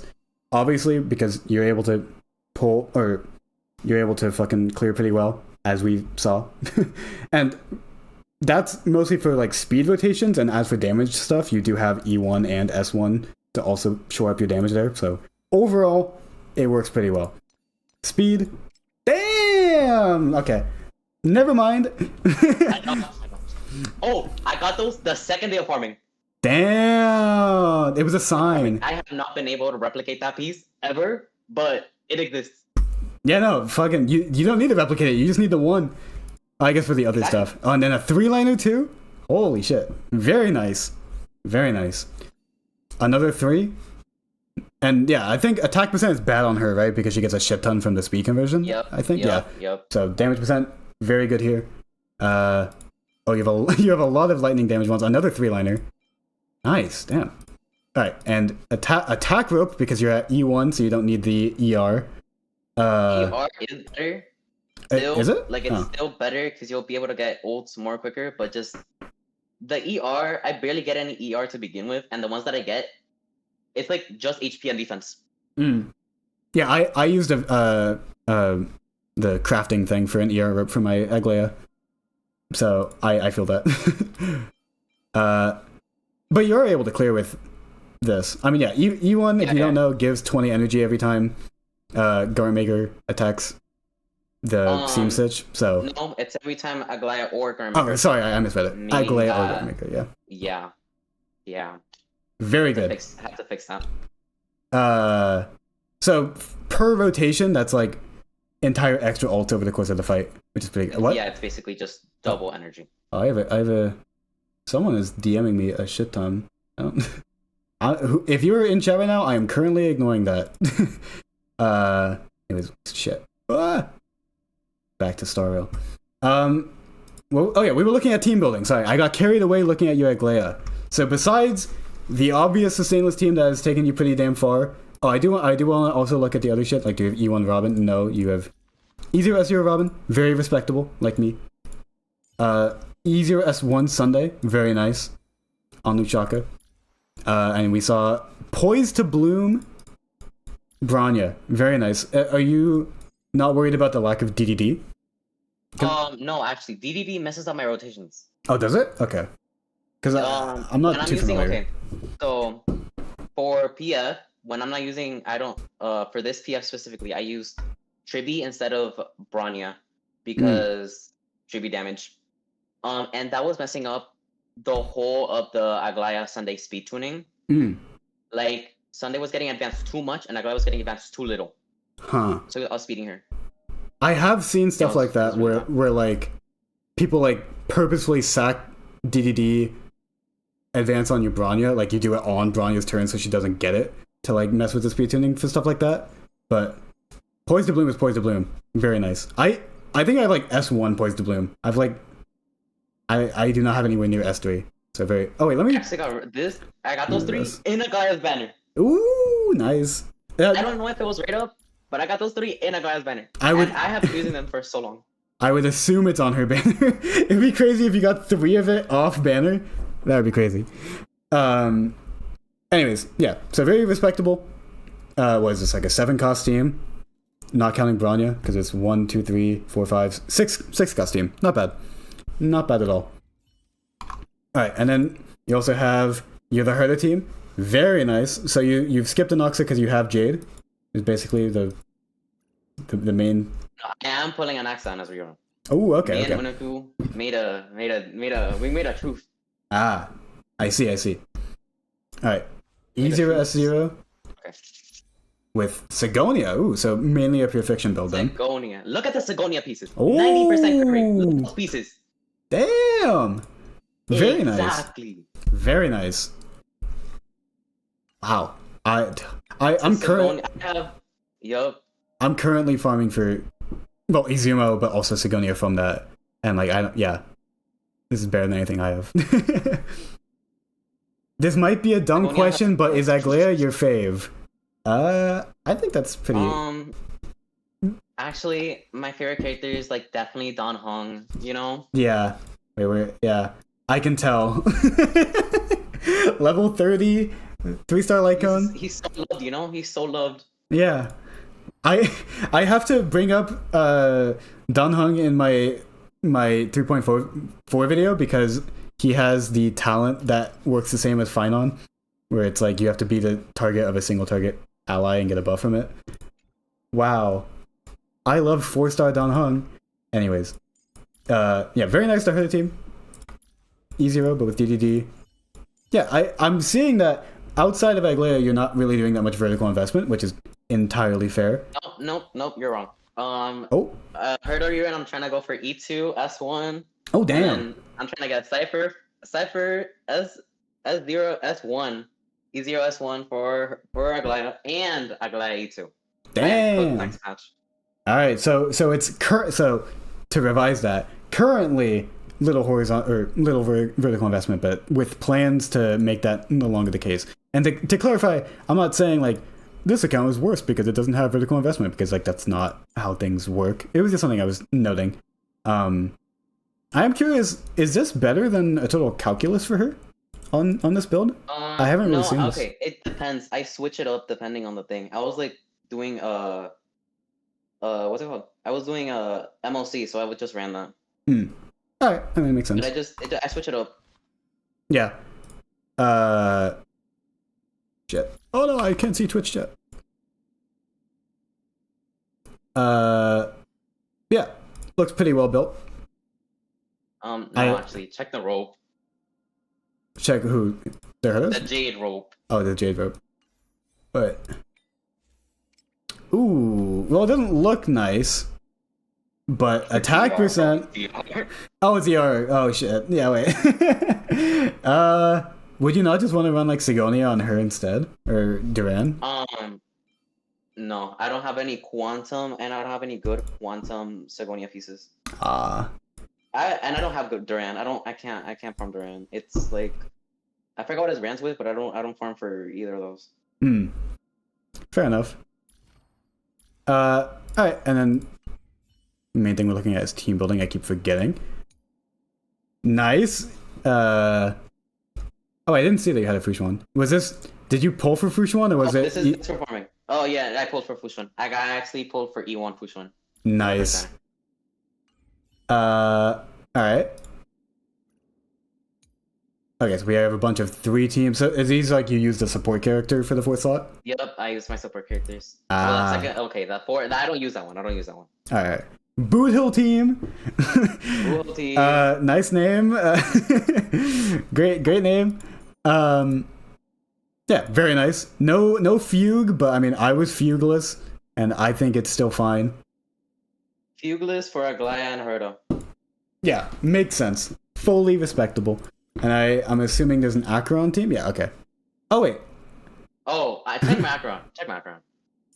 Okay. Is it E2? For pieces. Okay. Pretty good. Very good.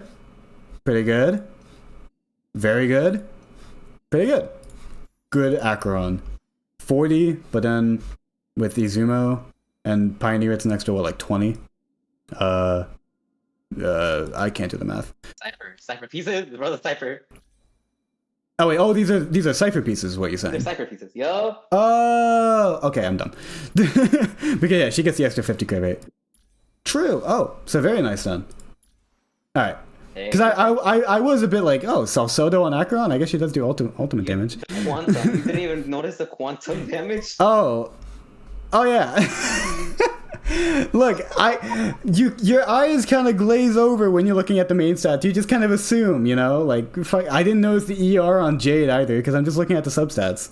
That's where the real content is, you know. I guess. Yeah. Also 141 speed. Okay, my bad. I need to be more attentive to the individual and to the overall composure of a build instead of the individual substats. But I am still a bit confused on what this team is. This is not an Acheron team. Is this just a for fun? Check the name. That is not supposed to be an Acheron team.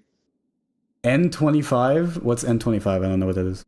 You don't know Night Court at 25? Is it like a Fate Stay Night thing? No, it's a Project Sekai thing. I do have friends who know that shit, but not me. My bad. For the people in chat who like Project Sekai, goated reference? I don't know. Yup. Okay, we got like 3 people in chat that they got it. Okay, not me, but for them. All right, and then we got an exclamation team. Yukon goated level 41 Yukon. All right, so the main teams are the Aglaia team, the Herda team. You have Acheron stuff because that's how you had Jiaoshu, Boothill, and then soon to be other stuff, and soon to be more vertical investment. All right, makes sense. And you also have a lot of flex options. Like obviously you can use Himiko for pure fiction, and you have Argenti as well. And a bunch of other units that you don't really use anymore, but you still can. Like you have Jinyuan, not fully leveled, but you do also have Sunday.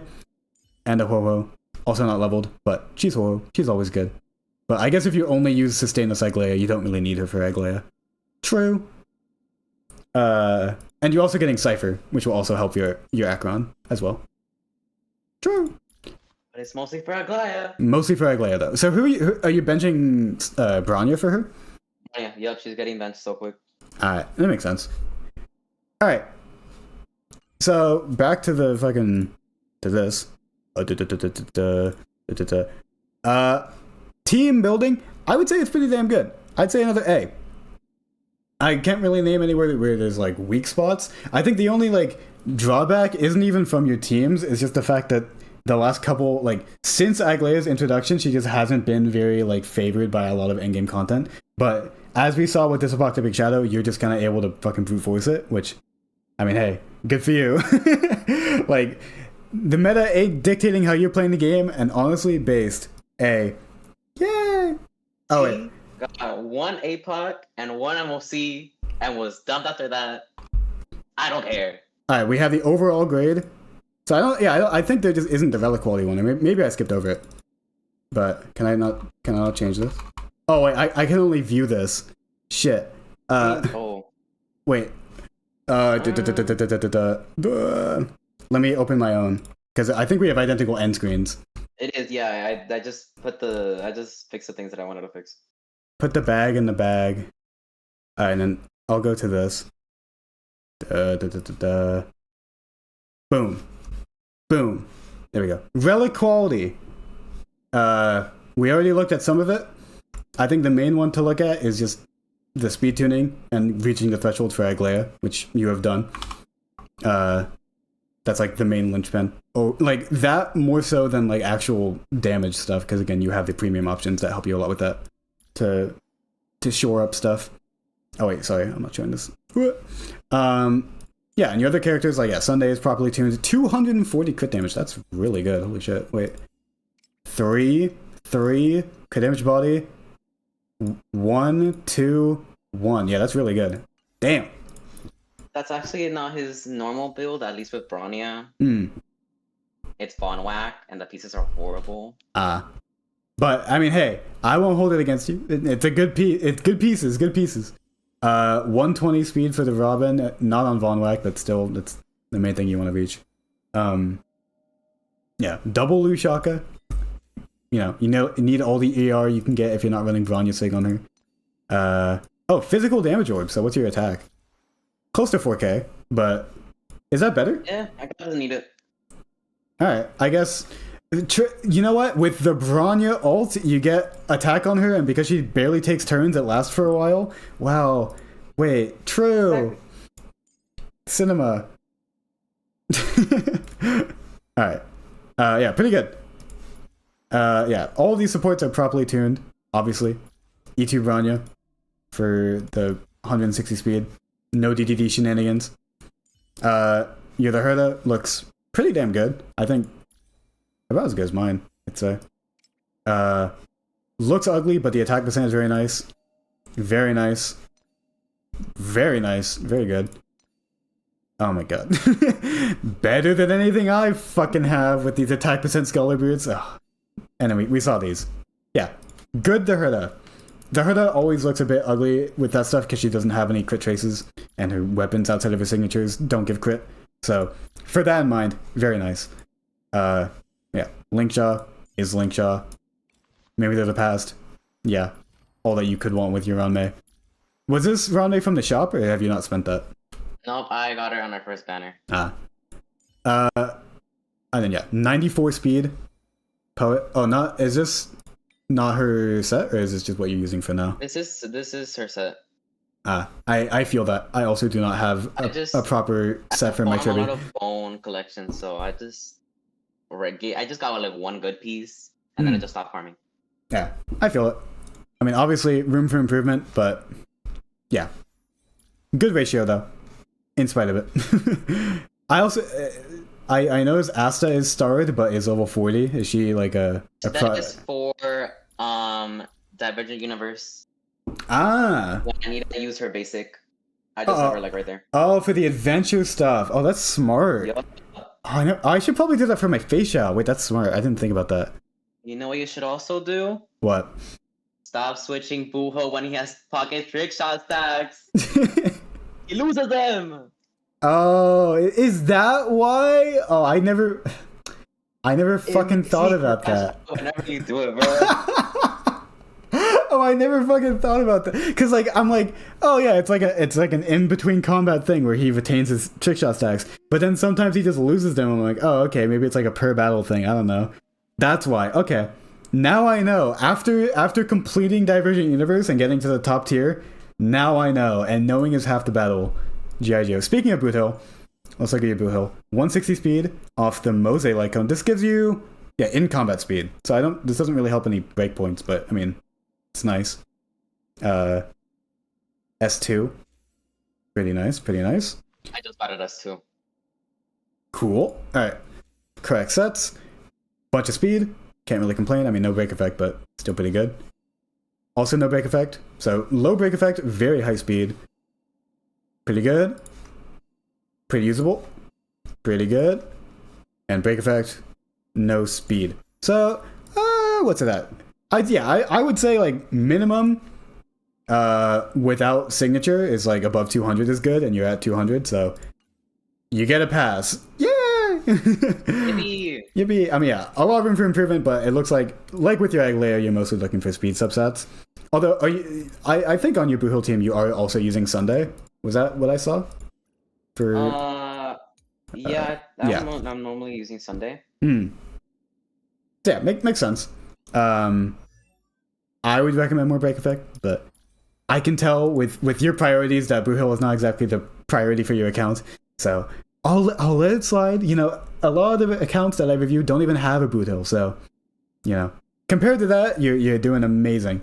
Who else is there to review? This is the Cypher stuff. We already looked at Jade. And then these guys aren't really built much, you said? Nope. I mainly focus on my main team, and I don't look at everyone else. Yeah, I mean, makes sense. Alright. I mean, Jiaoshu is here with tutorial. Yay! Yeah, alright. Just in case I need him for a Glad. Just in case, yeah. True. Just in case, look, because sometimes that vulnerability helps a bit too much, you know? Well, you are getting Cypher for that too, but I see what you mean. Yeah, so I guess that's literally why I'm better.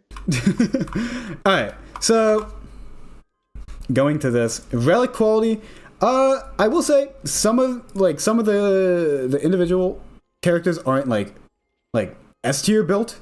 I would say the Herda and Aglaya stand out as being particularly good. And your Sunday with the build that you had on them. I would say overall A-. I'll keep it at an A. There's definitely maybe a B+. I think there's room for improvement, but I think the real answer is that you're able to clear with what you have, and that's a better indicator of success than any grade that I could fucking give you. So take this with a humongous, gigantic grain of salt. But yeah, I think it's in that category of being really good, but with room for improvement. Yeah, overall grade, and yeah, we've switched back to this. Let me put an X here. Boom. And get rid of this. So obviously this account is like built around the characters that you really like, and for that you've been able to do really great work with them. I mean, I think the precedent for that was set with you being able to clear an 8-buck shadow that doesn't even have a fucking lightning weakness, which is really fucking funny. Oh, no, don't worry. These two are gonna carry me until this game dies out. True. Yeah, I really respect that commitment. I have wanted to do that with so many other characters, and I mean, I technically have done that for Boot Hill, but it's kind of like a because he's my mascot thing rather than actually like being committed like you are with Aglaia. So I can respect that a lot. So overall, account review grade, I will give you an A+. A+, no S, but A+. Yeah, I'll take it. Yeah, I think your account is really good. You have a lot of plans for it. You have a very clear direction with it. You're able to clear content. You have good investment where you care to have it. You have a good variety of teams, and your relic quality gets you to that level of clearing that you should be able to get. So, yeah, I think there are like I wouldn't say notes for like the notes for improvement is like there are some characters that you should have built that you don't. Like I'd say the main one is your Ho-Ho shouldn't be level 70.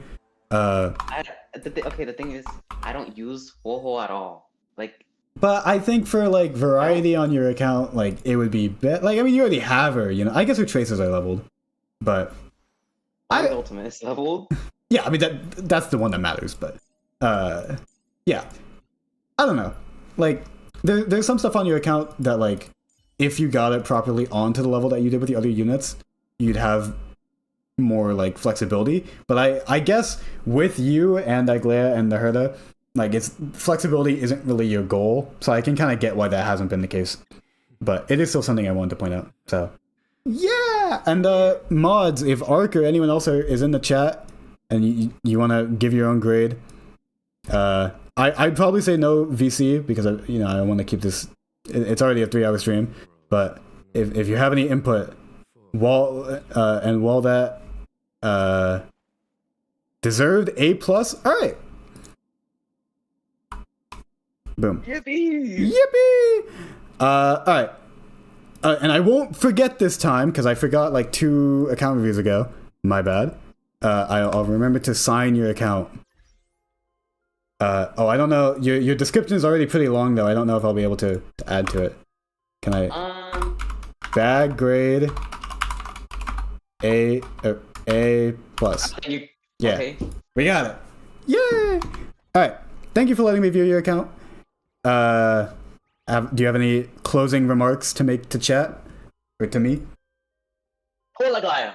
Poor Aglaia. Aglaia mentioned. Yay! Aglaia mentioned. Aglaia mentioned. All right. Thank you for coming on. I'm gonna leave the Discord call now, but hooray! Another satisfied customer. All right. See you later.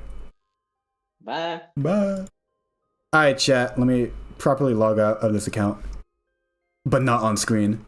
And then before ending stream, we do have the classic, what we always do at the end of stream. Let me log out and then just fully log out of Star Rail because we are doing the myth, the legend, what we always do. It's time. I'm stalling while I get it up because I'm closing all the account review stuff. It's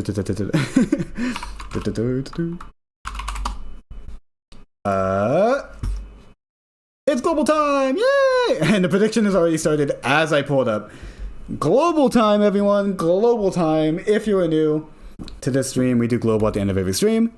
3 rounds of it. You predict if I can get it in under 8. Fun times are had by all. Yeah, so as I was mentioning, at the start of stream, or midpoint of stream, I will not be streaming for a little while in the near future because I'm going to be grinding on videos for a while. I'm not sure if I will really have the time for it. If I find the time for it, though, I will stream. I do want to be more regular with it than I have been. So I don't want to take the breaks that I'm taking, but it's just, life is busy, But I definitely am streaming again for the next, or for any endgame rotation stuff. So definitely look out for that. And once the stuff is died down, then I'll try and stream more regularly. But yeah. But hey, there's a stream happening right now. What the fuck? Let me do that. Check your DMs. All right, I will. Let me Has the prediction already happened? Yes. Okay. We go Turkey. Oh, okay. All right. How many countries are adjacent to Turkey? Is it Greece? No. Is it Russia? No. Oh, it's not either. Fuck. Okay. I have to get this. Is it... Okay, so there's like Jordan, Saudi Arabia, Iran, and I forget what this is. Okay. I can get this wrong. If I get this wrong, I swear to God. Okay, is it Jordan? Is that the one here? Or is it Lebanon? I forget. Fuck. I really don't want to get this wrong. Okay, we have 4 guesses, and I have like 4 countries that I think it is. So, and it's not this one because it would have been adjacent to Russia. So it's probably here. It's probably Jordan. Fuck, it's wrong. It's Lebanon. Fucking... Oh, please don't tell me. God damn it. I'd rather be wrong. It's Iran. I'm guessing Iran, and I'm just gonna be wrong if I'm wrong. Okay, I'm wrong. Oh wait, no, we're on 7. Is it under? Yeah, it's under 8, so 7. My bad, chat. We lost the 1 in 201 guess. My bad, chat. Bulgaria moment. Yeah, we're just gonna move on. Was that the one of the day? I think I have to refresh. This isn't practice mode, is it? Practice. I have to flush. Flush it!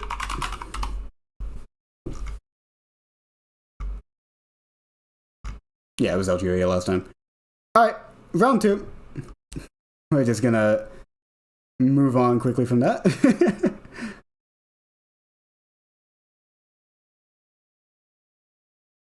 Is there a prediction happening? This is... OBS is so bad at telling me when a prediction is happening. Because it overlays the last prediction ending with this one starting, so I can't see when the prediction is happening. Oh, it hasn't started. Oh, it's starting right now. Okay. Thank you. Thank you, whoever did that. I didn't start it? Okay. Was it... Oh, you did just now. Alright.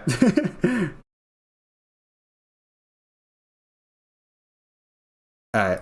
But yeah, expect the 3.4 coverage to be Monday or Tuesday. If the info comes out Monday, I'm literally gonna stay up all night trying to make the video. Like, I'm gonna fucking stay up until 6 a.m. Because I think what it is, it's... So there's 3 units, there's 4 buffed units, and then I think there's 2 new planers, and I think there's a bunch of new light cones coming, but I don't know if it's in 3.4.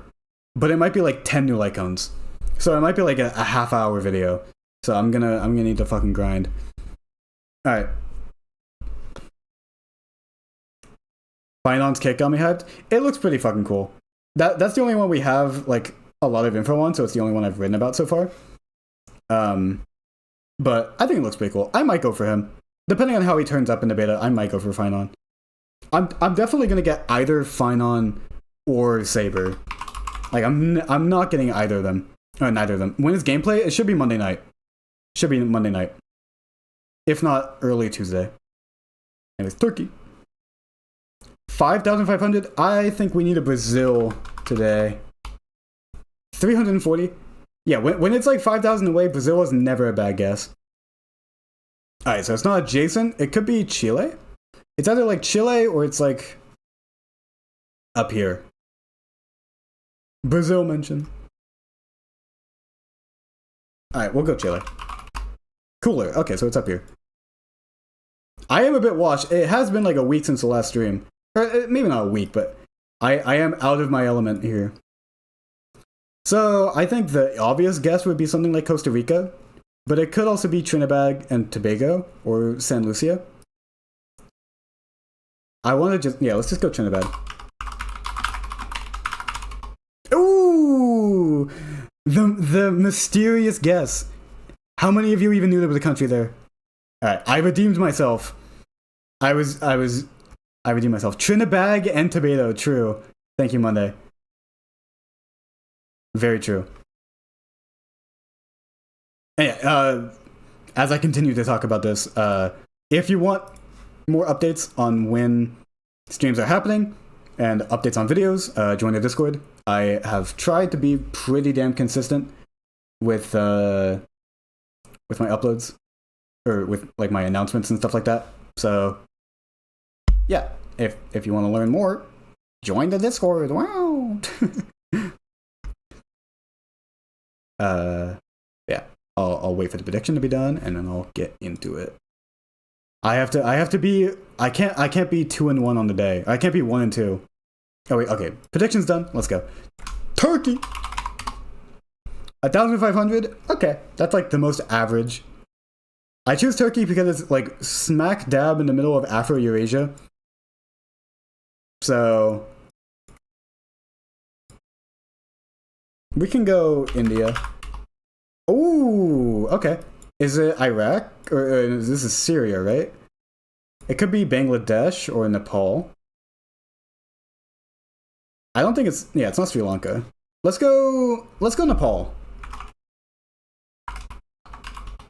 Oh, so it's just whatever. Is this just China? Yes, it's China. Okay. Easy. There's a lot of things adjacent to China. Alright, easy. Alright, I threw at the beginning and then it just handed me the other two. I'll take it. I'll fucking take it. Alright. Thank you, everyone. This was a very long stream, but a very good one. Yeah. Join the Discord if you want to see when next stream is. Shouldn't be for a little while, but if I get the opportunity to stream, then I definitely will, because I love doing this with y'all. I'll also post what the tier list was, just to have it. Oh wait, I can also show it. Wait, but boom. This was the tier list. Yay! Let me zoom in. Wow. This is what we have decided on. I agree with most of this. Yeah, not bad. Anyways, thank you everyone. I'll see you later. Goodbye!